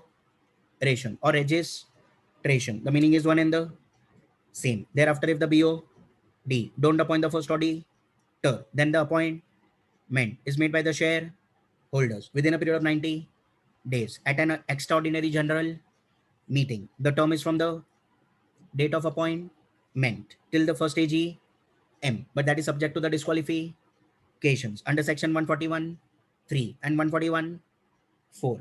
Next is section 139 7. It is the first auditor of the government company. Appointment is made by the CAG within a period of 60 days from the date of incorporation or the date of registration. The meaning is one and the same. Thereafter, if the CAG do not appoint the first auditor, then the appointment is made by the BOD within a period of next 30 days. Thereafter, if the BOD don't appoint the first auditor, then the appointment is made by the shareholders within the next 60 days at an EGM. The term is one and the same. That is from the date of appointment till the first AGM, subject to the disqualifications under section 141 3 and 141 4. Next is section 139 1. It is a subsequent auditor of a non-government company. Appointment is made by the shareholders at an AGM. The term is from the date of appointment till the sixth AGM, but subject to the disqualifications under section 141 3 and 141 4. Thereafter, 139 5. Subsequent auditor of a government company. Appointment is made by the CAG within 180 days from the date of commencement of financial year. Thereafter, the term is from the date of appointment till the next AGM, subject to the disqualifications under section 141 3 and 141. Perfect. Is this okay? The same thing happens in the class also. The only thing is your voice is audible to me. That's it. Yeah, that is how it happens. Acha. Now this was regarding the appointment, but you already should know one more thing. You enjoyed, I know. See, next thing which is there is this part. I'll give you time to copy. Don't just come to copy, come to learn. That's the important part. I'll give you everything, whatever you want. I don't have a problem. Listen, this part. Now, this is the documentation procedure in case of appointment. Now, what is the documentation procedure? Whenever an auditor gets appointed, there are certain documents which have to be submitted. By whom to whom? First is by the company to the ROC, and next is by the auditor to the company. Company to the ROC and auditor to the company. Because ROC has the database of every auditor of every company. So ROC should know who is auditing which company. Okay. So see, the documentation procedure is firstly, the company needs to submit a certain form known as Form ADT1. What? Form ADT1 to the ROC. What is ADT1? It is basically a form for appointment of an auditor. There are actually 4 ADTs which we will come across. ADT1 is for appointment, ADT2 is for removal, ADT3 is for resignation, ADT4 is for fraud reporting. Today we are going to learn ADT1 and ADT3, which will come shortly. But as of now, understand ADT1, okay, is for appointment. And that you have to submit to the ROC. Who is submitting to whom? Company is submitting to the ROC. What is the name of the auditor? What is the membership number of the auditor? What is the form registration number of the auditor? What is the date of appointment? Every information has to be given by the company to the ROC. In which form? ADT1. Within how many days? Within 15 days from the DOA. What is DOA? Date of appointment. Is this okay? Okay. Next is the auditor has to submit to the company. What? A written statement. Basically a declaration. Acha, when I say declaration, listen carefully. Whatever the auditor is declaring is obviously assumed by the management that whatever is declaring is true until and unless it is found to be incorrect. Okay. And if it is found to be incorrect, then eventually I hope you'll have to face penalty. Obviously, penalty will come if you are telling something, declaring something, but later on it is wrong. See, it is like this. Like when you go through an airport customs, okay, say supposing I am getting nothing but gold from Dubai. Okay, I'm smuggling gold from Dubai. Now, ultimately, when I have to pass through customs now, there are 2 ways to pass through customs. One is known as a green channel and other is known as nothing but declaration. Green channel is nothing to declare. It means I don't have anything to declare. I don't have anything to tell. I can go whatever it is. But wait, they will check. Eventually, I hope in that green channel also checking is there. So eventually when I go there and they scan and they come to know that there is gold, and they find it, then I will be held guilty because I am in no declaration. So I declared nothing is there, but I hope realize later on it was wrong, then it is wrong. Acha, but if you declare, okay, okay, I'm getting gold, sorry, then ultimately nothing will happen because you are declaring yourself. But wait, what I am telling is your auditor is declaring something. So you are already telling, but later on, if it comes out to be wrong, then you are guilty. And if you are guilty, you will be penalized. Now, do you understand? Okay. So basically, when you talk about declaration, you are declaring how many things? Five as such. One, you have to declare to the management that you are qualified. Ayo. See, management is not going to check your membership number. Management is not going to check your firm registration number. You tell to the management, I'm a chartered accountant in practice. They will assume, oh, yes, you are. They are not going to check it. You have to give in writing and declaration that you are qualified. Later on, if they come to know or anybody comes to know you are just a chartered accountant, not in practice, then you will be penalized because you are declaring wrong. Next, you also have to tell that you are not disqualified. Now, see, one and two are separate things. Huh? Don't get confused. In the first part, you have to tell them that you are CA plus COP. In the second part, you have to tell them, being a CA plus COP, I am not your employee. I am not indebted to you. I am not a shareholder. I don't have a business relationship with you. No relative is a director, and all of that. In other words, you have to tell them you are not disqualified. Can I say first you have to be qualified? Second thing, you should not be disqualified. You understand? Next, you have to tell them the details of pending cases against you, if any. So supposing say I have to become auditor of X Limited, then if there is a pending case against me, I have to tell to X Limited, see X Limited, I have a pending case against me. If then also you want to appoint, your wish, but I have a pending case against me, which I'm telling it to you now. Okay, then if you wish, you appoint me. Why? It is a pending case. There is a chance that judgment may come. And if the judgment comes, there is a chance you may become a convict. And if you become a convict, you are disqualified. And if you become disqualified, eventually they will have to appoint somebody else then. So then it is a headache. So eventually you only declare that ultimately whether you have any pending cases or not. Arey, this will normally not come here. You think all chartered accountants have pending cases against them? Look at me. You think so rude, yeah. Some of them are looking at me as a major cases I only will be having. So rude, yeah. Acha. Next is consent or willingness. It means acceptance. It means, can I say you are accepting the audit? Acha, you are accepting the audit under anybody's influence or independently? And then that you have to also tell them. See, auditors independence. So you have to tell them we are accepting the audit not under anybody's influence. We are accepting as per our own choice, will, or discretion. All cools. All cools. Come on, tell me. How many things he has to declare? Five. One, qualified. Second, not disqualified. Third, details of pending cases against him, if any.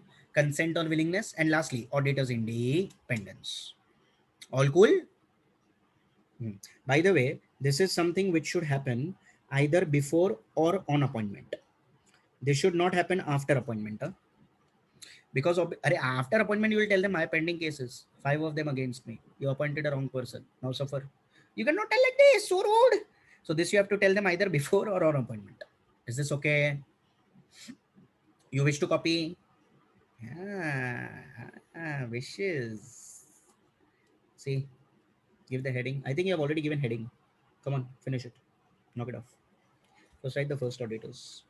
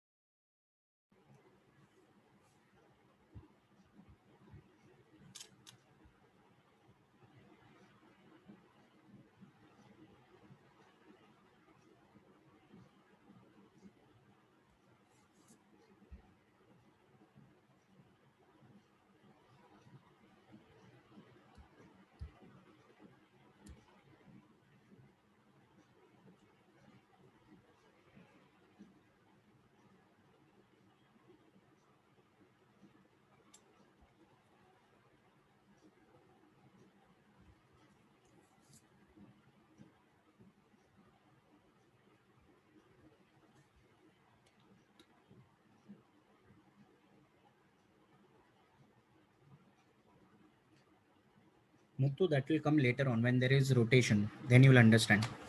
When I do section on rotation. But that is the next lecture. 139.2.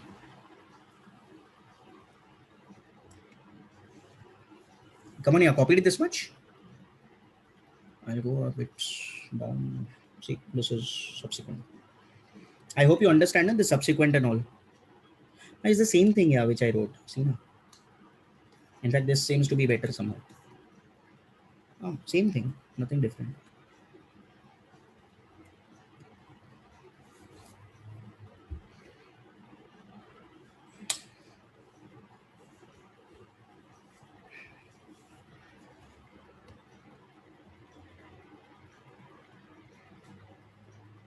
I have not written anything there. It is just 141.4. Disqualification after appointment. So you also just give the heading disqualification after appointment. That's it.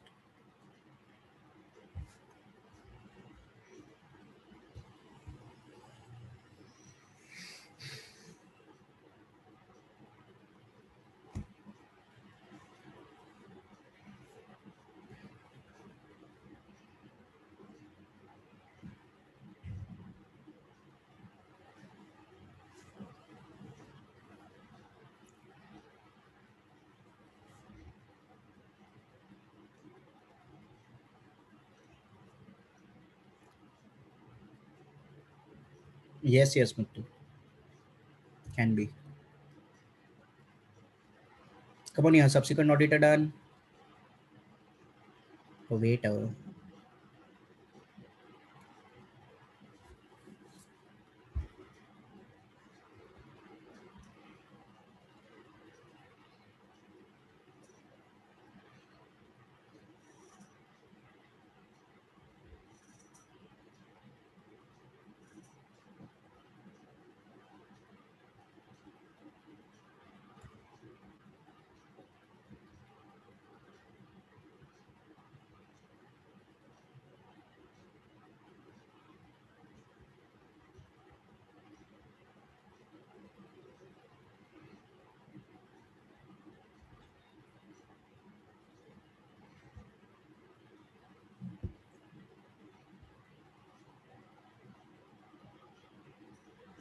Highlighted one only. Discussion part not required.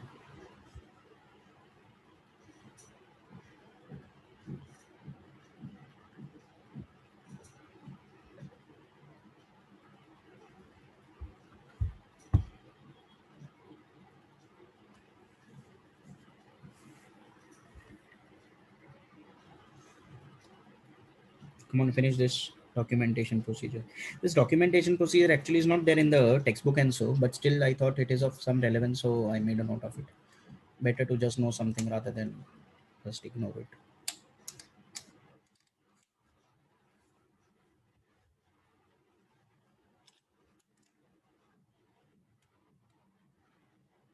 No, no, lesson will not get completed today.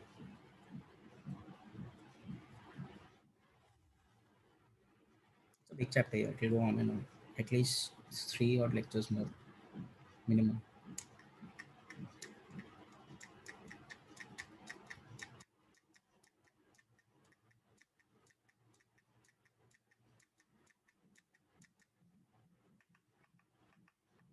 Oh, that's nice.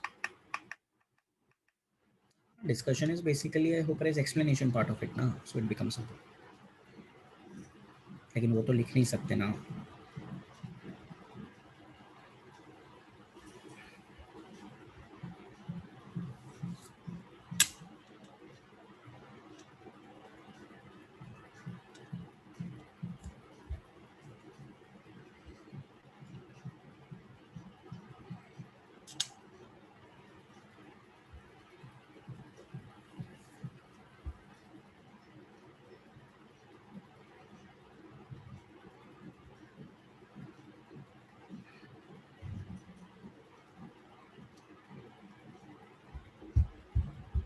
Don't worry, it will come today. We have two keys, no, up till now. Yeah. One is fact, and second I think is Andu Pandu. Yeah. Today one more will come after the break.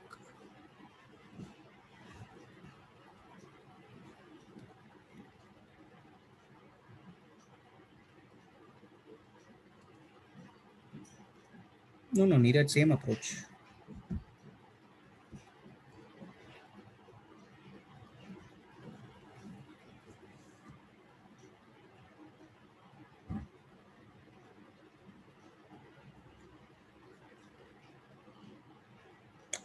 Come on, you're done, everybody.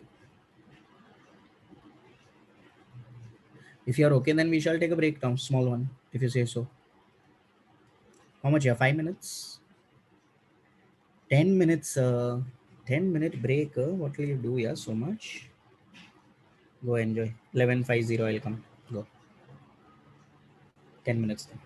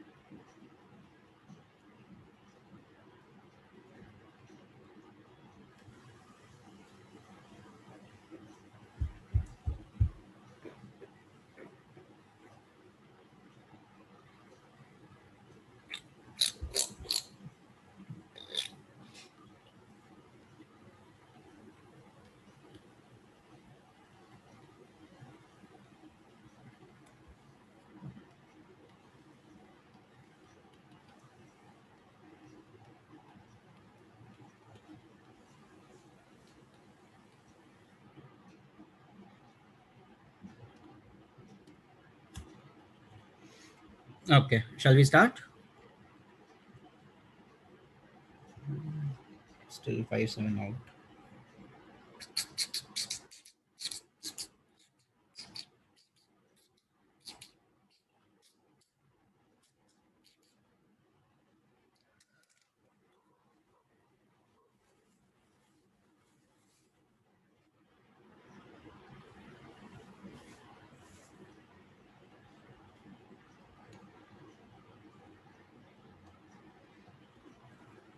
Okay, now listen.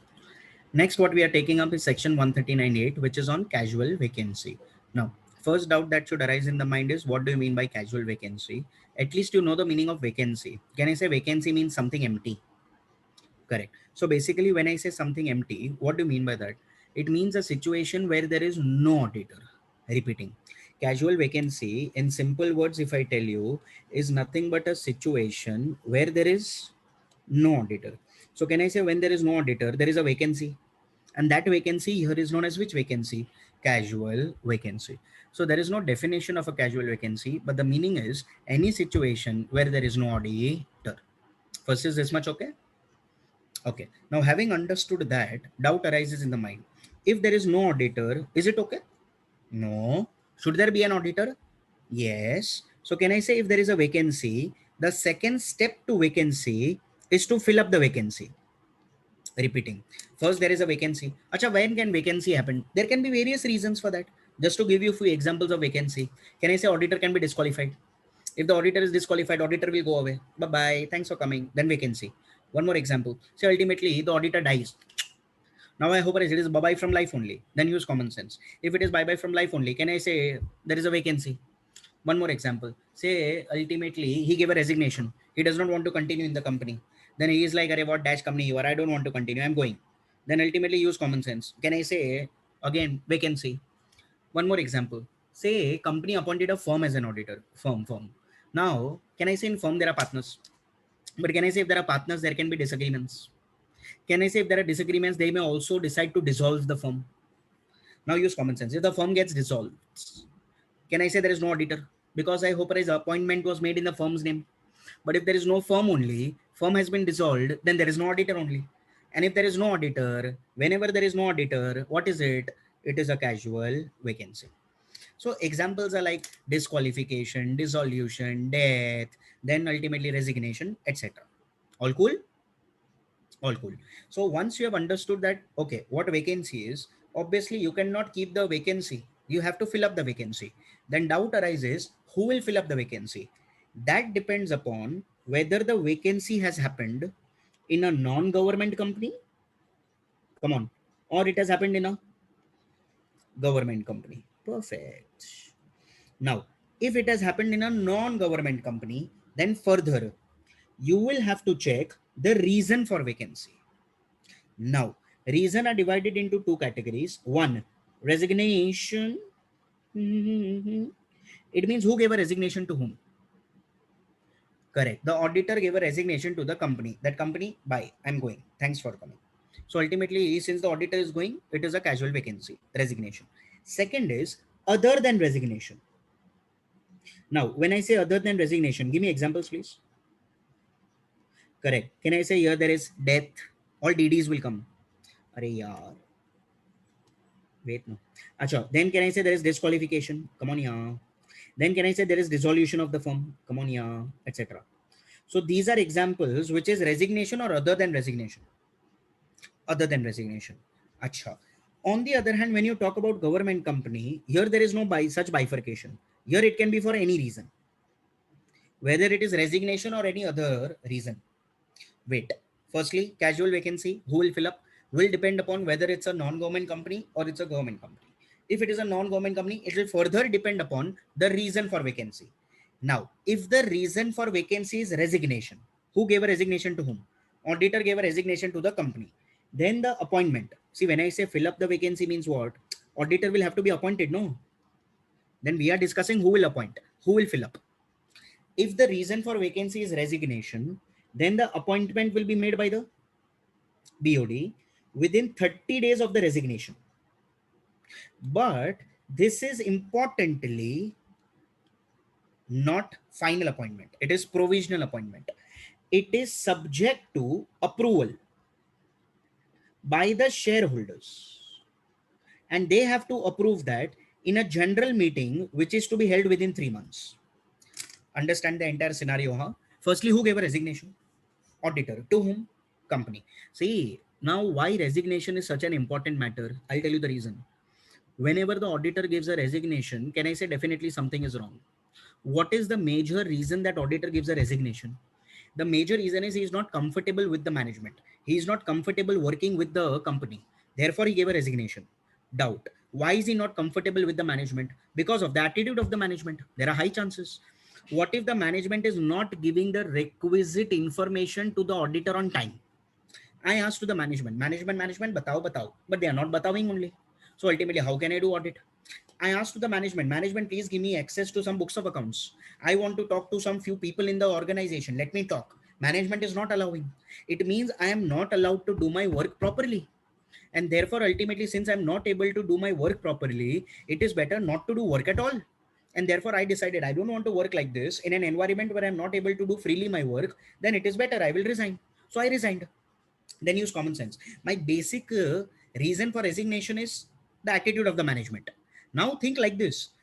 If management only are allowed every time to bring their own liked auditor, then they will always bring the auditor they are comfortable with. See, ultimately they cannot bring a relative, but they can always bring a friend, no? Friend does not come in relative. Relative, mother, father, brother, sister, all that comes. Friend does not come. What if ultimately I am the managing director of a company and one of my friend, I hope that friend is a chartered accountant. Then obviously I can influence my friend also, no? So eventually, if every time I bring my liked auditor, then again, influencing becomes so simple. Therefore, Companies Act, what does it say? They say that, wait, BOD, you appoint, no problem. But obviously, you are going to appoint only your liked auditor. But that auditor should not only be liked by you, that auditor also should be liked by the shareholders. So approval has to be taken. Acha, approval of who's to be taken? Shareholders. In a general meeting within a maximum period of 3 months. So first they have to do appointment within 30 days. Whenever the appointment happens, from that appointment till within 3 months, that approval has to be taken. All cool. If approval is not taken, then ultimately this appointment is void. And if it is void, ultimately you'll have to appoint a new auditor, not allowed. If they reject, then in that same meeting, they will appoint another auditor. So supposing this auditor was appointed, say Mr. R was appointed by the BOD, but shareholders did not approve of Mr. R, then eventually they will have to appoint somebody else in place of Mr. R. Now, do you understand? Okay. Now, ahead. When you talk about other than resignation, see, other than resignation, think here, is it that a serious matter? No. For a simple example, death happened. BOD has anything to do with that? BOD killed the auditor? No. Disqualification. BOD has anything to do with that? No. Then eventually, can I say here, taking the approval of the shareholders matters or it does not matter? It does not matter, not required. And therefore we say BOD can directly appoint. Within how many days? 30 days of casual vacancy. It means here approval is required or not required? Not required. Approval is required only here, see. And that also it is required only in case of resignation, else it is not required. First, is this okay? Okay. When you talk about a government company, there it is very simple. Let it be any reason. By the way, it can be resignation also. It can be death, insanity, insolvency, disqualification, dissolution also. Let it be any reason. If it is any reason, appointment is first to be made by the CAG. Within how many days? 30 days of casual vacancy. But if CAG fails to appoint, then eventually it will be appointed by the BOD within the next 30 days. Is this okay? Wait. Firstly, can you tell me the definition of casual vacancy? There is no definition. There is a meaning. Casual vacancy is nothing but a situation where there is no auditor. So whenever there is a situation where there is no auditor, we people have to fill up the vacancy. Who will fill up the vacancy? Who will appoint? Will depend upon casual vacancy has arisen in which type of a company. Now, casual vacancy can either happen in a non-government company or it can happen in a government company. If it is a non-government company, then you further have to check the reason for vacancy. See, here checking the reason is important. Reason is what? Okay, here there is any reason. Here the reason you have to check. Now the reason either can be resignation or other than resignation. If it is resignation, it's a serious matter. Since it's a serious matter, the BOD can appoint within 30 days, but that is subject to approval by the shareholders within a period of 3 months in a general meeting. If they don't approve, then again it's a casual vacancy. Again you have to appoint another auditor. Acha. On the other hand, if it is other than resignation, then BOD will appoint within 30 days. Is there approval required? No, then he can continue. Then it is not provisional appointment, then it is final appointment. What about a government company?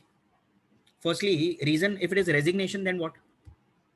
Then also same. If it is other than resignation, then also same. There you don't have to bifurcate. So any reason, who will appoint? CAG. Within how many days? 30 days. Acha. If CAG don't appoint, then BOD. Within how many next days? Next 30 days. By the way, any auditor who is appointed in casual vacancy cannot continue lifetime. Again, there is a specific term. So doubt arises, what will be the term of this casual vacancy auditor? The term will be from the date of appointment till the conclusion only of the next AGM. Repeating, the term will be from the date of appointment only till the conclusion of next AGM. After that, if you are reappointed in a non-government company, you can continue till the 6th AGM thereafter. But here, when you are appointed first, it is only for 1 year. It is not for 6 years straight away. So it is from the date of appointment only till the next AGM. But use common sense. But that is only if you are qualified. It means you should not be disqualified. So this is your term subject to disqualifications under section 141.3 and 141.4. All cool? Come on, answer fast. Firstly, tell me the meaning of casual vacancy. Come on, you answer. Come on, come on. It is a situation where there is no auditor. Acha, then what will you do? You'll have to fill up the vacancy. Who will fill up? Depends. Depends upon the type of company. How many types? 2. 1, non-government. Second, government. What about non-government? You have to check the reason. How many? 2. 1, resignation. Next, other than resignation. Resignation, then what? BOD. Within how many days? 30 days. Acha, but that is provisional. So it is nothing but shareholders will have to approve this within a period of 3 months in a general meeting. Acha. Thereafter, other than resignation, who will do? BOD. Within how many days? 30 days. Acha, there you have to take the approval, right? No, there is no approval required. I hope as approval is required only in case of resignation. Okay. That also only in non-government company. What about government company? Resignation, then what? Any reason. Then CAG. Within how many days? 30 days. If CAG does not appoint, BOD. Within next how many days? 30 days. Do they have a specific term? They have. What is the term? From the date of appointment till the next AGM only. But that is subject to disqualifications under section 141.3 and 141.4. Correct. Is this okay? Okay. Come on. Now, acha. Now, obviously, this meeting either can be annual general meeting or EGM. If AGM is going to happen within that time, then AGM only will happen within 3 months. But if AGM is not supposedly listed to happen in that time frame, then ultimately EGM. But whatever it may be, A or E, it's a GM. Acha, last thing, listen. Whenever the auditor gives a resignation, I'm being very specific on what I'm telling. Copy it later. Listen now. Whenever the auditor gives a resignation, he has a duty. It is a duty as per section 140 subsection 2, if I'm not wrong. Whenever the auditor gives a resignation, he has to file what form? Which form? ADT3. ADT3 is on resignation. And he has to submit this form to 3 people. 1, he has to submit this form firstly to the company where he was working as an auditor. Secondly, to the ROC. Because now ROC also has to know, na, he already knew that you are an auditor as per ADT1. Then he also has to know now that you have given a resignation of that auditor's post. So ultimately he has to be removed from there. And thirdly, CAG. So he has to file form ADT3, that is resignation. And this ADT3, there are reasons for resignation mentioned. So he has to give that to the company, to the ROC, and to the CAG. Now, important to understand, this company and ROC is for government and non-government company both. But when you talk about CAG, it is only for government company. It is not for, correct, non-government company. Now do you understand? Wait, let me see. It means if I'm giving a resignation in case of a non-government company, I will submit ADT3 to whom? To the company and ROC. Correct. Acha, what if I am giving a resignation in a government company? Then I will submit to whom? Only CAG? No. Three people. CAG, ROC and company. Now do you understand? This is important from learning point of view, but exam point of view, asked as correct, incorrect, 2 marks question. They told that the auditor of a government company gave a resignation and he submitted form ADT3 to the company and ROC. Please advise. Auditor gave a resignation in a government company and he submitted form ADT3 to the company and ROC. Please advise. Is it correct? No. Why? CAG is missing. Correct. Since it's a government company, you have to submit to CAG also. So where he submitted only to the company and ROC, that is incomplete submission. Can I say you also have to submit that to the CAG, which you did not? And therefore, can I say you are wrong? Since you are wrong, you are liable to pay penalty. Since you are wrong, you have to submit this as per this section, na? So it is as per law. So you are liable to pay penalty as per section 140 subsection 3. Now, what is the penalty? See, this is the penalty. See, in case of failure to do so, the auditor is liable to pay a fine not less than 50,000 or remuneration of an auditor, whichever is lower, but which may extend to rupees 5 lakhs. So maximum the court of law can ask how much from you? 5 lakhs.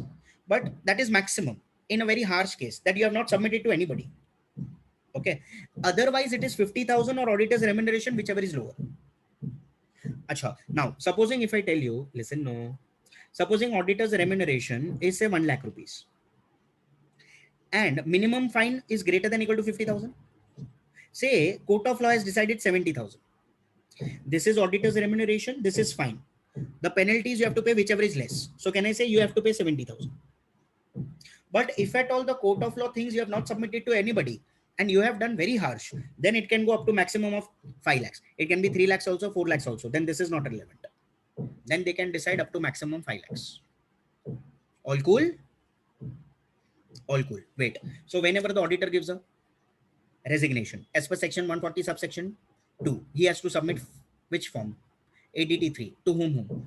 Company, ROC, CAG. Company and ROC in case of both government and non-government. ROC and CAG only in case of a government company. In case of failure to do so, will there be any penalty? Yes. There will be nothing but a fine which is not less than 50,000 or auditor's remuneration, whichever is lower.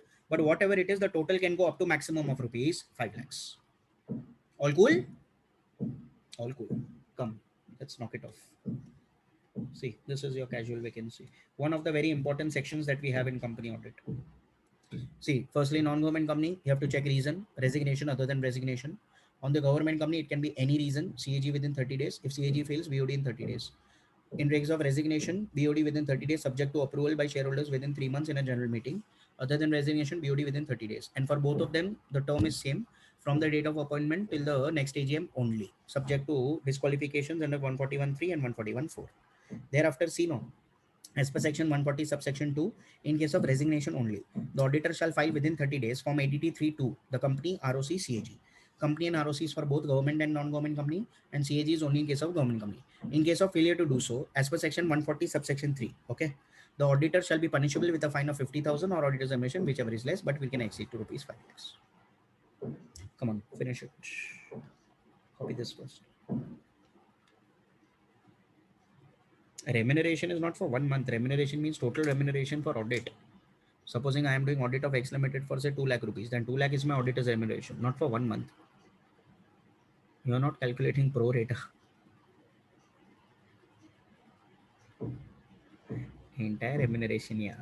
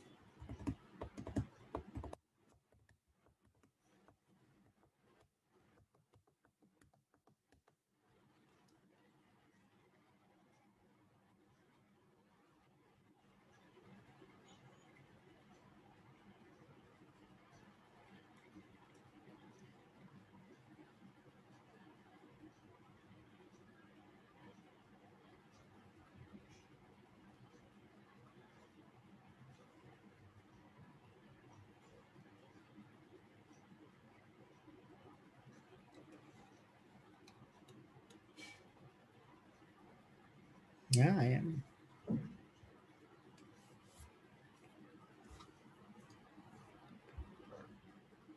But private limiteds, less than 100 crores. So that ultimately I can have n number of companies. Major public companies are with big fours, na yaar. All the public companies, they think that big fours only can handle them. So they go there only.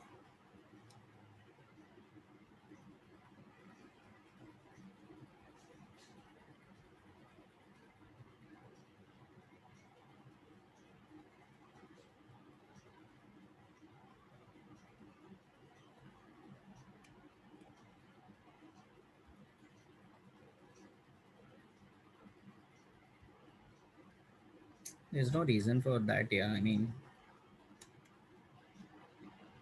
big fours just kept on becoming big, big, big. So ultimately, no Indian company came there. It's like rich becoming more rich. Ah, they have so much of work. Yeah.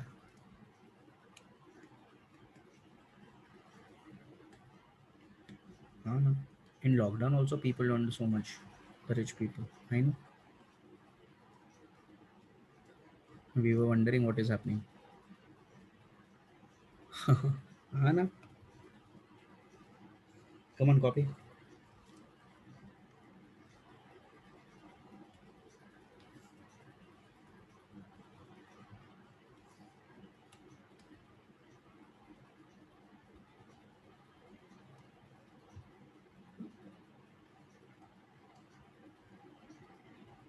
Hmm. Adani was supposed to become second richest only. Yeah, yeah. Yes, sir. Slowly and steadily, it seems that entire country will belong to Mukesh Ambani and Adani only. The way that the things are going. Yeah, left and right hand of Modi. No. Yeah, yeah. You saw that the ground which is there in Ahmedabad, the biggest ground which was there, no cricket ground which was there where they played. That is known as Narendra Modi Stadium. One end is Ambani end, other end is Adani end. Yeah, you have to understand from that only. Exactly. Yeah, yeah.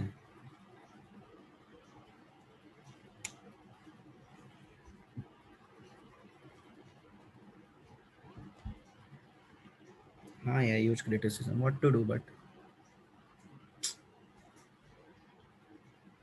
he's more interested in giving his name to the ground rather than doing something else. No comments. Yeah, yeah. Want to privatize everything only. I know. Hey, what privatize so much? Keep something in your hand. He's तो selling entire country only. लेके जाओ देखना यार.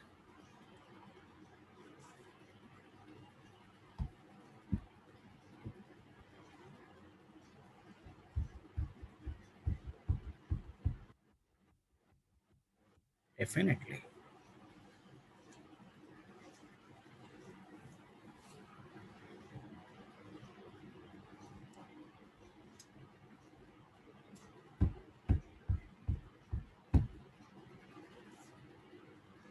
Come on, Dania.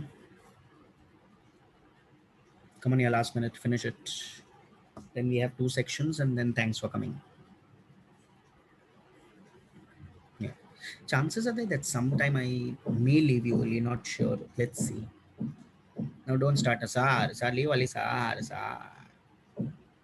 Yeah, yeah.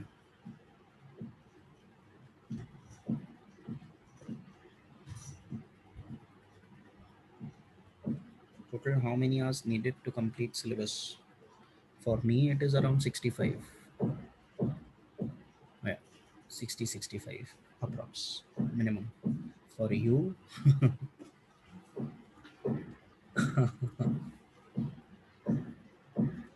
for you, if you ask me like how much audit should be finished in, what is the time bound that you can finish audit in, you can finish audit in say maximum entirely in 1.5 to 2 weeks. Maximum. Like from the start till the end. 1.5 to 2 weeks. But when I say 1.5 to 2 weeks, I'm talking about 1.5 to 2 weeks entirely, other than classes. So when your classes, etc., everything is over, then ultimately when you sit alone with your books, That is the time that I'm talking about, 1.5 to 2 weeks. I'm not talking about 1.5 to 2 weeks along with classes. Along with classes, I don't know how much of preparation can happen, to be very honest. Because even when I was doing classes, preparation was not happening alongside the classes. Preparation only used to happen after the classes were over for me. Only in between when I used to get offs, okay, in classes, or the classes times were such where ultimately I can take out a couple of hours, then only I used to do some practice. Else it was not possible.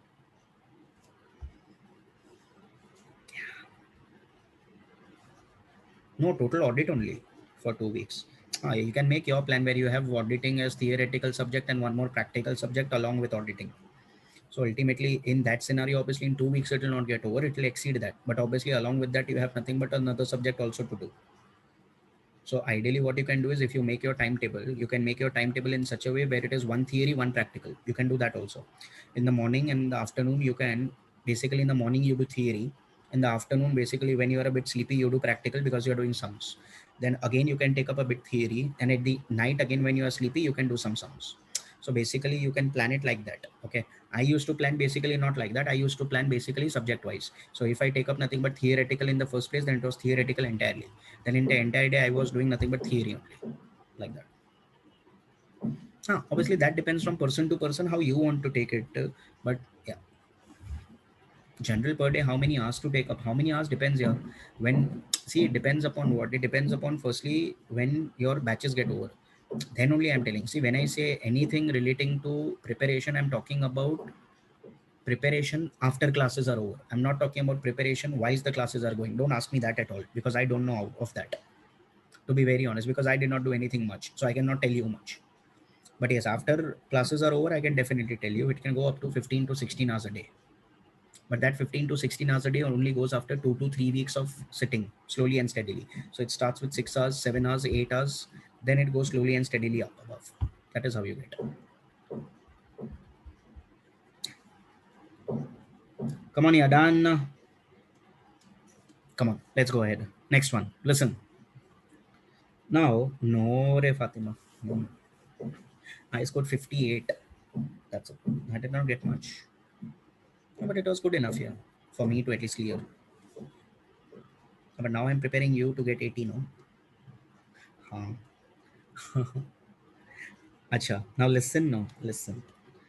Now, when we were doing basically the disqualifications, in that disqualification, if you remember, the last one which was there, let us see also now what is the problem. The last one which was there was this part, section 144. See, any person who is providing specialized services under section 144 is disqualified. Thereafter, I told you that 144 gives you a list of services which the auditor should not render. And if he renders, he becomes disqualified. How many services were there that I told to you? 9 services. And how do you remember 9 services? Yeah, so nice. 1 plus 4 plus 4.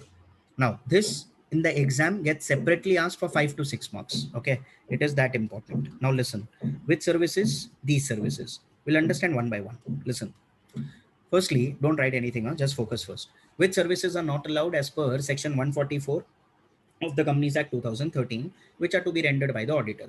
Be careful, not allowed to be rendered. Not allowed to be rendered. Okay. Now, as per section 144, if you check, there are basically 9 services. 1, 2, 3, 4, 5, 6, 7, 8, and 9. Okay. Now, one by one. First is which one? Internal audit. Now, as the name suggests, internal audit, it means, can I say, either you can do statutory audit or you can do internal audit. We are going to discuss in detail internal audit also in chapter number 4, which is risk assessment and internal control. But as the name suggests, internal audit, it means you are internal to the organization and checking the books of accounts and making the books of accounts. Now use common sense. Can you people do statutory audit of such company where you are doing internal audit? No. Either you do internal or you do statutory. Can you do both? No, because there will not be independence. So internal audit allowed or not allowed? Not allowed. Perfect. Next is management services. Array, use common sense. You are only management, you are only auditor. Is it allowed? No. Can I say management should be independent of the auditor? How can management and auditor be the same only? So allowed or not allowed? Not allowed. Correct. Next, accounting and bookkeeping services. Ayo, you are only writing the books of accounts of the management and you are only checking those books of accounts. Are then you will to tell whatever you have prepared is correct only, no? Then use common sense. Can you people write? No. But that is in theory. In reality, though, we can. How? I can tell you. Say for a simple example, there is ABC and Company Chartered Accountants. Say they are auditors of X Limited. Can they write books of accounts for them? No. Okay. Say there is a certain Mr. T. He is an employee and he is employee of this firm. Now, we cannot write books of accounts, no, but my employee can write. So I will write the books of accounts in my employee's name. But my Mr. T is writing books of accounts for X Limited. Eventually, I only am writing. It means they are only writing, but the name is given of employee. They have not told employee, no. See, what have they told? Correct. Accounting and bookkeeping services cannot be provided by auditor. Auditor means eventually I hope is that individual or the firm. Now, employee, they have not told anything. So my employee can easily write the books of accounts for them, no? It is just in the name. I hope is eventually we are only writing the books of accounts. So we will only write books of accounts and we will only check books of accounts. Now do you understand? See, these are some things which I really understood during the time of articleship. When I was doing articleship, there was one employee, Mr. Prakash. Okay. Now we used to go on audits together. And thereafter there was one client. That client was in one of the suburbs in Mumbai, Ville Parle. So we used to go there, we used to audit, and thereafter the books of accounts were there. Then when I was checking once, there was accountancy fees paid. And then I saw Mr. Prakash's name in the books of accounts of my client. Then I asked Mr. Prakash, you are writing books of accounts for them? Then he's like, yeah. I was like, you know how to write books of accounts entirely? He's like, no, sir writes. I was like, what?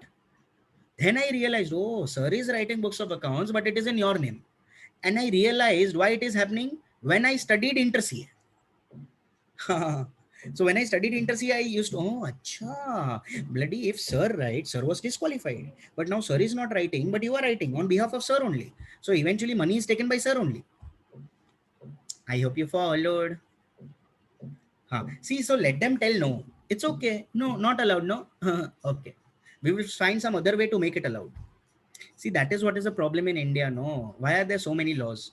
Because when there is one law which comes up now, there are 10 things officially which you can do legally to break that law. So they make laws so complex no, that eventually they try to prevent as much as breaking possible. So there is law, law, law, law, law, inside law, law, law. It is like inception of law. Yeah, that is why there are so many laws in India. Because I hope they majorly see on preventing it. But then it is not going to happen. Do what you want. Achha. Next is any other services as prescribed. Achha, who will prescribe? MCA. MCA? Ministry of Corporate Affairs. So Ministry of Corporate Affairs, they have to come out with a notification. And in this notification, they have to write, in addition to the services already mentioned in 144, other services which are not allowed are so and so. So if they tell, then those services also, in addition to what is already mentioned. So this is basically additional services which they don't want to allow. But obviously up till now, nothing like that has come. No notification like that has come. But obviously in exam, you have to write no. So in exam, we write what? Any other services as prescribed by MCA. All cool? All cool. Next one. Design and implementation of financial information system. IS stands for information system. Now wait. When I talk about information system, I mean systems of the organization. How many systems are there? 2. If you people appreciate AS and ICS, think and answer. AS and ICS. Designed by management. Implemented by management. Maintained by management. Checked by auditor. Then use your common sense. Na? Who designs? Management. Can the auditor design? No. Can he implement? No. Because he has to check the systems. See, why don't you do something? Because you have to check that. So you cannot do that. Because if you do that, how can you check properly? Because when you do, you will always tell what I've done is correct only. And therefore, there is no independence. And therefore, design and implementation of financial information system, allowed or not allowed? Not allowed. Correct. Next, actuarial services.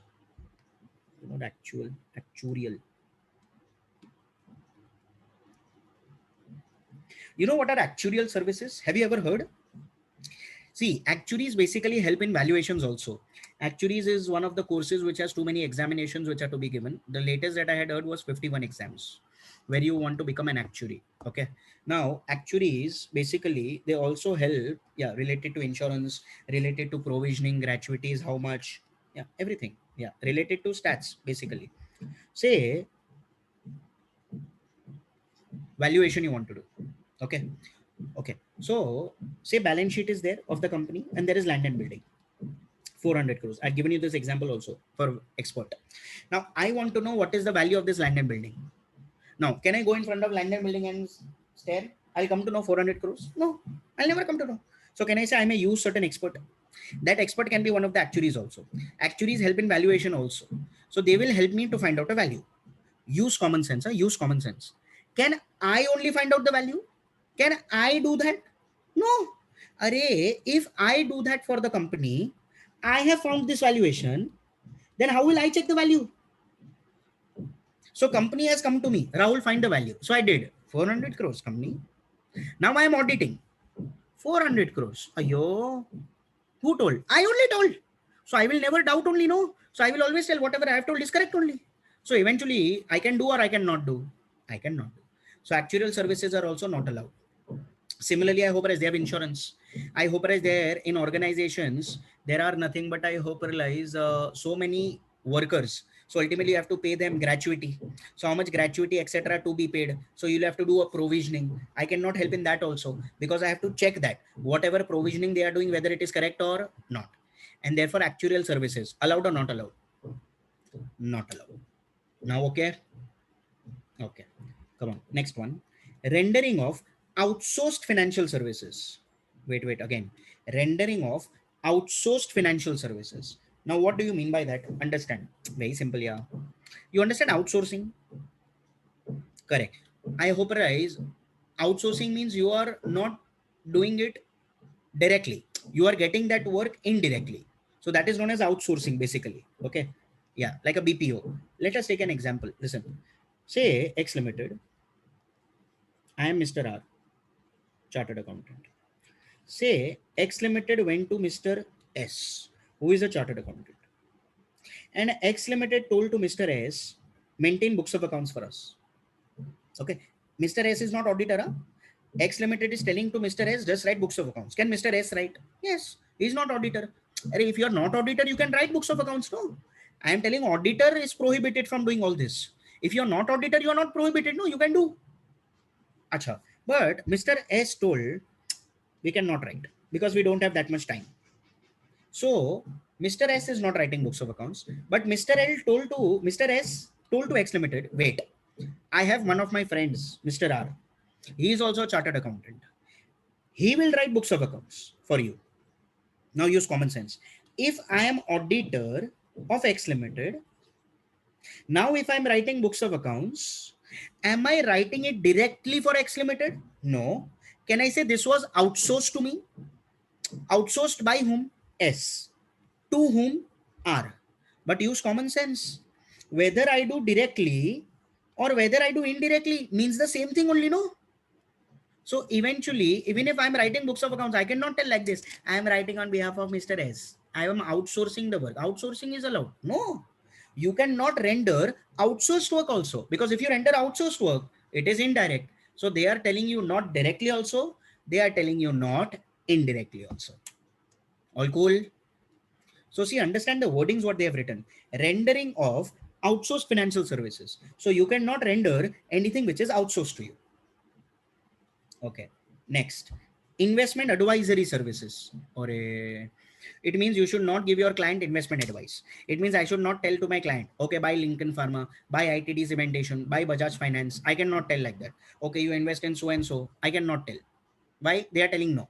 Because they think eventually if at all they make certain profits out of it, then ultimately I hope they must be inculcated that, oh, auditor is good, then we can influence the auditor by giving a share in profits. And once we give a share in profits to their auditor, we can easily influence the auditor.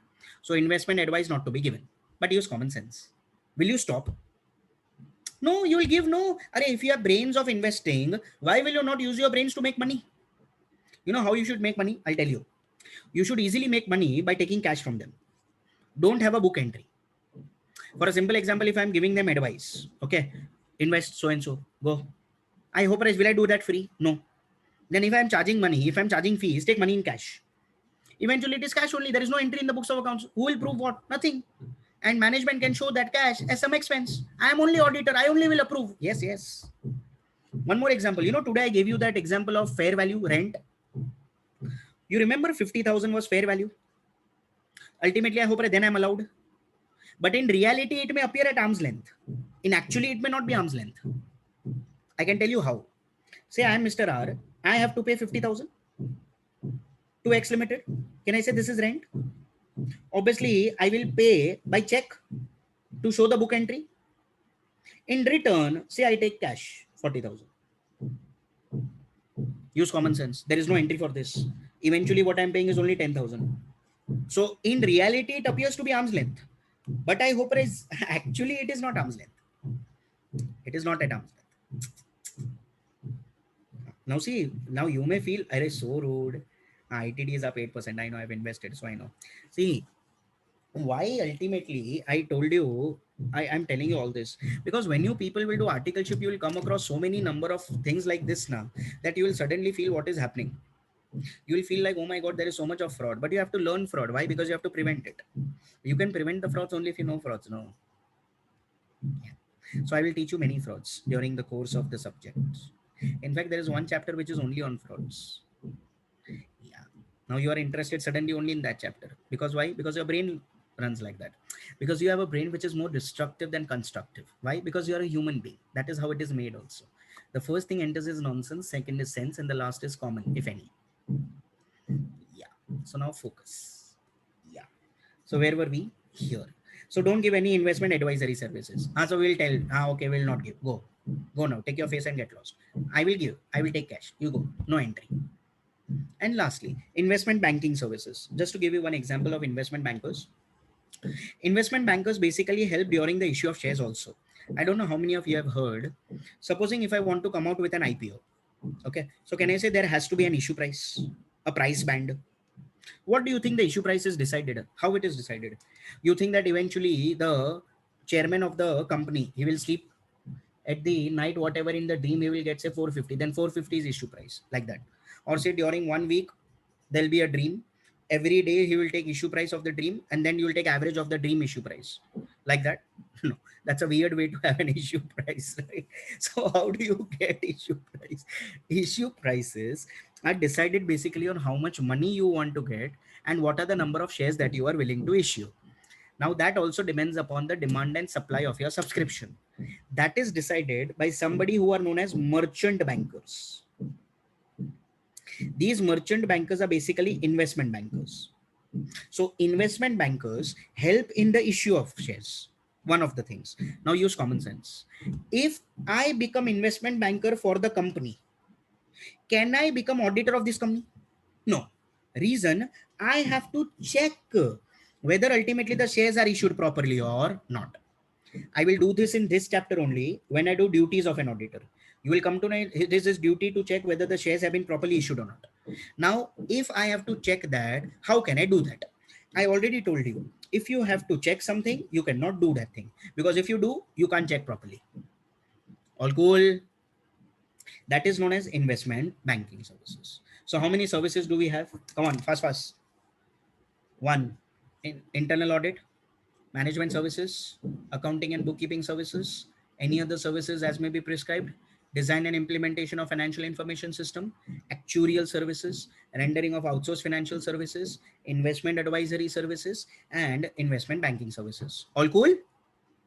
Examination question 5 to 6 marks. So scoring. But wait, we'll make it simple. What we'll do? We'll make a key. The key is a bit nonsensical, but then that is how it is. So please accept. The key is one Hindi word. At least you should know that Hindi word. Okay. You know what is the meaning of Acha, these services I should not give honestly, no. So honesty is involved, okay, in the consideration. You know what is honesty known as Hindi? Imandari. At least this much you know. It is known as Imandari. Bas, that is only your key. See. Imandari means honesty. See, this is how you get Imandari. Ki bimari. I can see. See, I stands for internal audit. M stands for management services. A stands for accounting and bookkeeping services. Now, what is this N for? Are yaar, see, what is this? N. What is this? N. Same thing only. Huh. So whether I say this for any is the same thing only. No, N for any. Hey, come on, yeah. It's not that bad, yeah. So rude. So N stands for any other services as may be prescribed. Rude. D stands for design and implementation of financial information system. A stands for actuarial services. R stands for rendering of outsourced financial services. And this I, why is it big suddenly? Yeah? Because it's twins. Now, when I say twins, there are two things to it. Investment. One is advisory, other is banking. A and B, they're twins. All cool? So whenever there is section 144, bolo, what do you tell? ईमानदारी छोड़ के आजा तोड़ के आजा. Wait, will you be able to answer? Let me see. Come on, try. Can you fill up? Can I say I internal audit? Come on, yeah. M management services. A accounting and bookkeeping services. N you will never forget. It is most nonsense. That is why it has entered the brain first. I'm telling you how the brains are made, yeah. You don't trust me. Any other services as may be prescribed? D design and implementation of financial information system. This will take a while to learn, and this will take a while to learn. DNR. Okay. A actuarial services are rendering of outsourced financial services. Outsourced. And this I Judva twins. Investment. AB. A investment advisory services and investment banking services. All cool? All cool. Come on, write it down. Right here also, then go to the key chart that we are making. And in that key chart, write it in the similar fashion. So write in the notes also, write in the key chart also, write twice.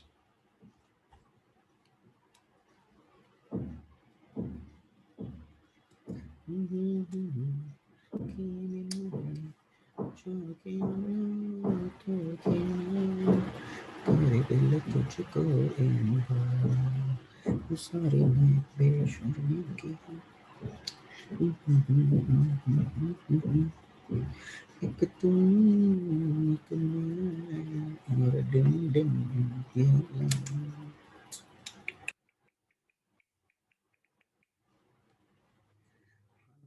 once we should sing together, yeah. It'll be fun. I'll unmute everybody and we'll sing. We'll have an antakshari. Yeah, yeah. I can have South Indian songs also. Nakamuka, nakamuka, nakamuka, nakamuka. Ah, I know. Yeah, yeah. What do you think? Yeah, exactly.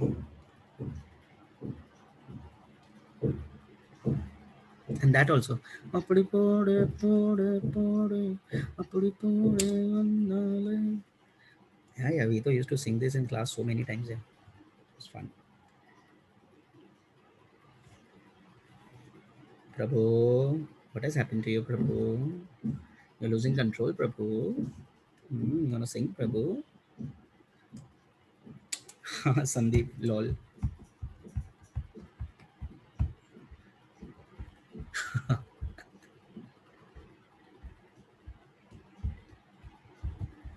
I know.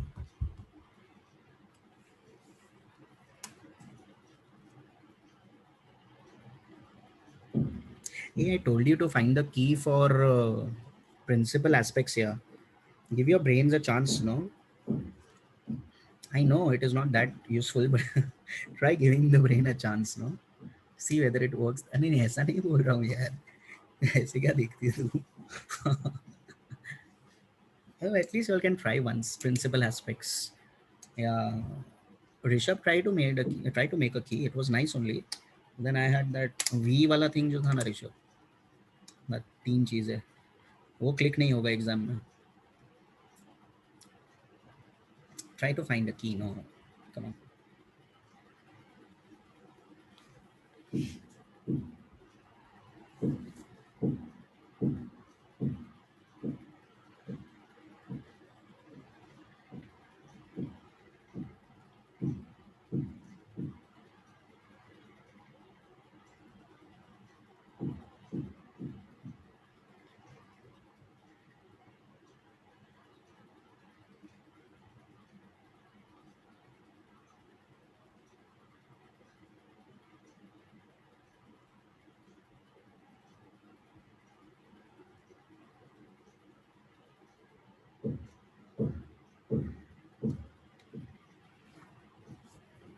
Yeah, yeah. ICI material you don't have to see. JKSC material and what we are doing is more than enough. If you see ICI material, I also don't have a problem. You can see once you open, the closing will be nothing but simultaneous after 2 minutes. So it's fine. Yeah, yeah. You can see. I normally gave my ICA material to the Sevpuri wala uh, after my inter CA was finished. And whenever I go to that Sevpuri wala, he gives me and serves me Sevpuri on that with a nothing but 1 rupee discount whenever I have the Sevpuri there. Because I gave him the book on which he has to nothing but serve the Sevpuri. In fact, most of the Sevpuris which I have had at that Sevpuri wala always has nothing but CA examinations paper. Yeah, I don't know how he gets. I don't give every time. I used to give initially, now I have stopped. But whenever I used to go there, it always is like that. Yeah, maybe everyone is using that scheme. Yeah, I don't think modules have helped that much. I know.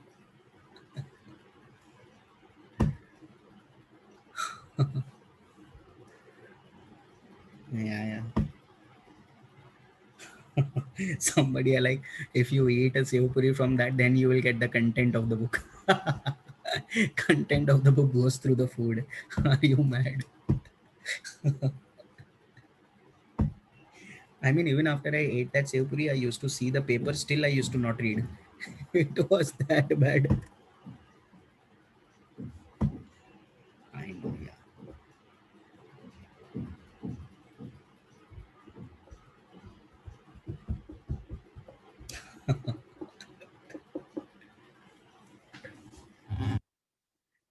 Dania. Oh, now we have one small section. That's it. Remuneration. Then it's end of day school. Then you can go and have your lunch and whatever, sleep and do nothing. I know. See why modules are sometimes confusing. It is because institute is only confusing. That is their biggest problem. Institute does not have the clarity of mind. Like even in FM, if you see, there are so many things where there are alternatives. They do one thing for one question, another thing for other question. So student does not know what to do in the first place. Then you maintain one consistency, like in one some in your estimation of working capital, they say admin expenses are a part of cost of production. Apart from that one sum everywhere, admin expense is not a part of cost of production. Correct? So what do you think? Institute thinks that student will get lightning in their head, and from that lightning in the student's head, they will come to know, oh yes, this admin is a part of COP. No, no. Then how can you tell that only for this sum admin is a part of COP?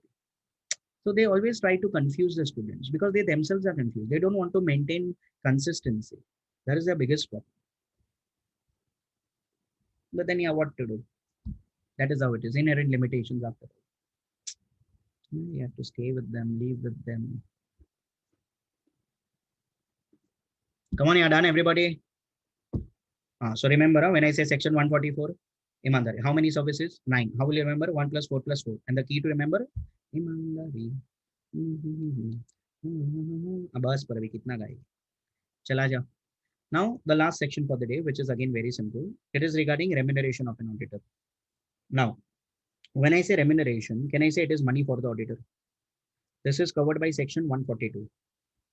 Now, use common sense. Will the auditor do free work? No. Is he doing charity? No. Will he charge money? Yes.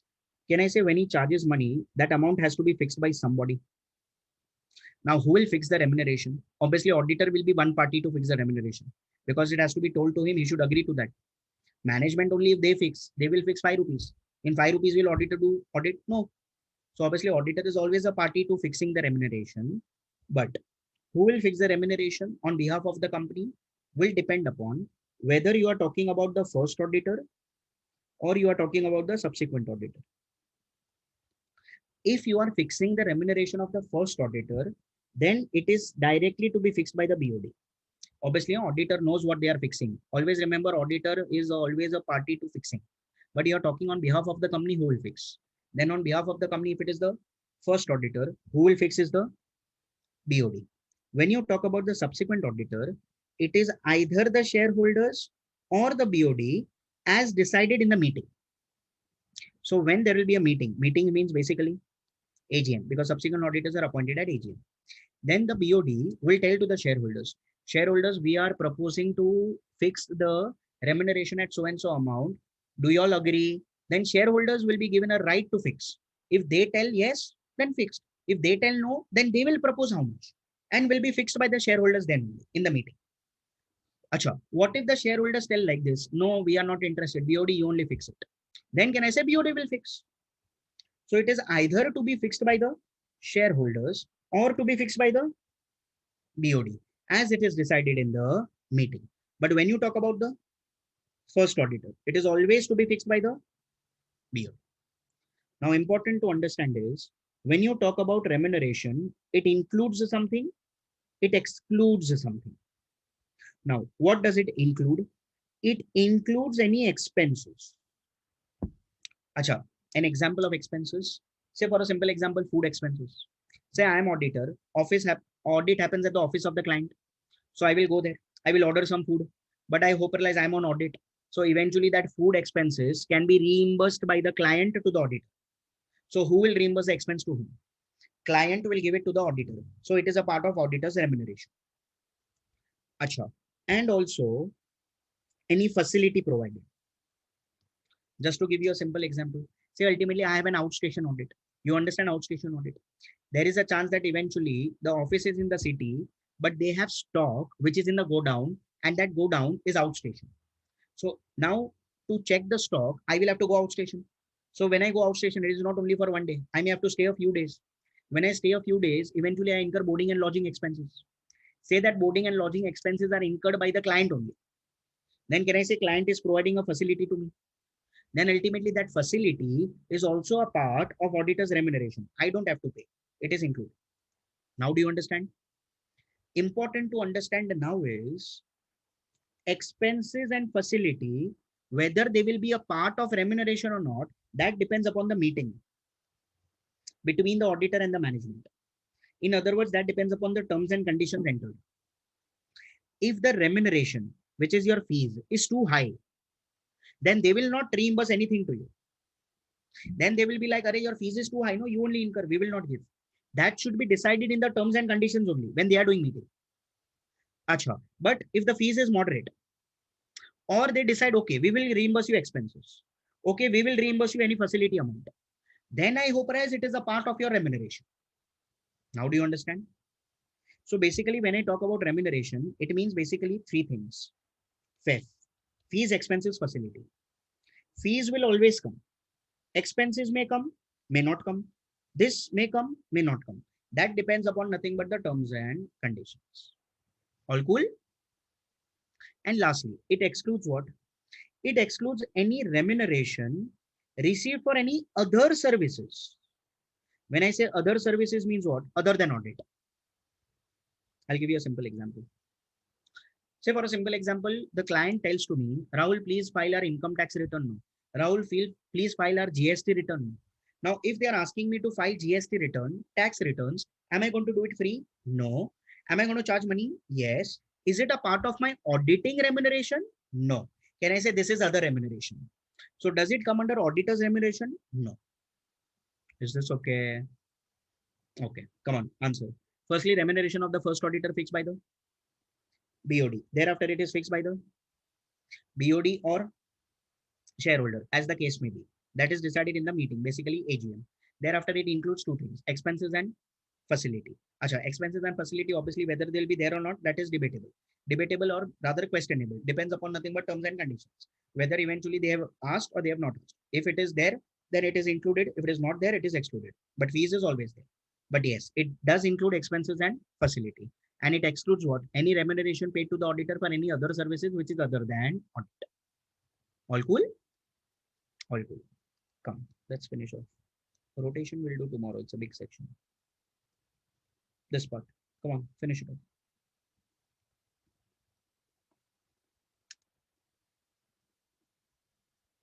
Oh, Lakshay, definitely.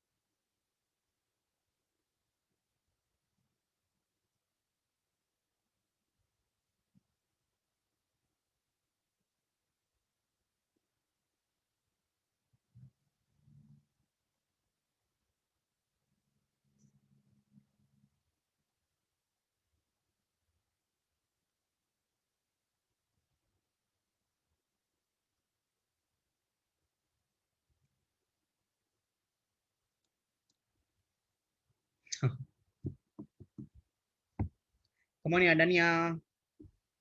Bas, that's it. Whatever is next, we'll see nothing but in the next lecture. So enjoy your lunch and sleep. Bye. Cheers.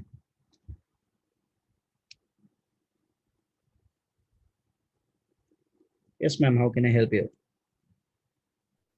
Sir, good afternoon, sir.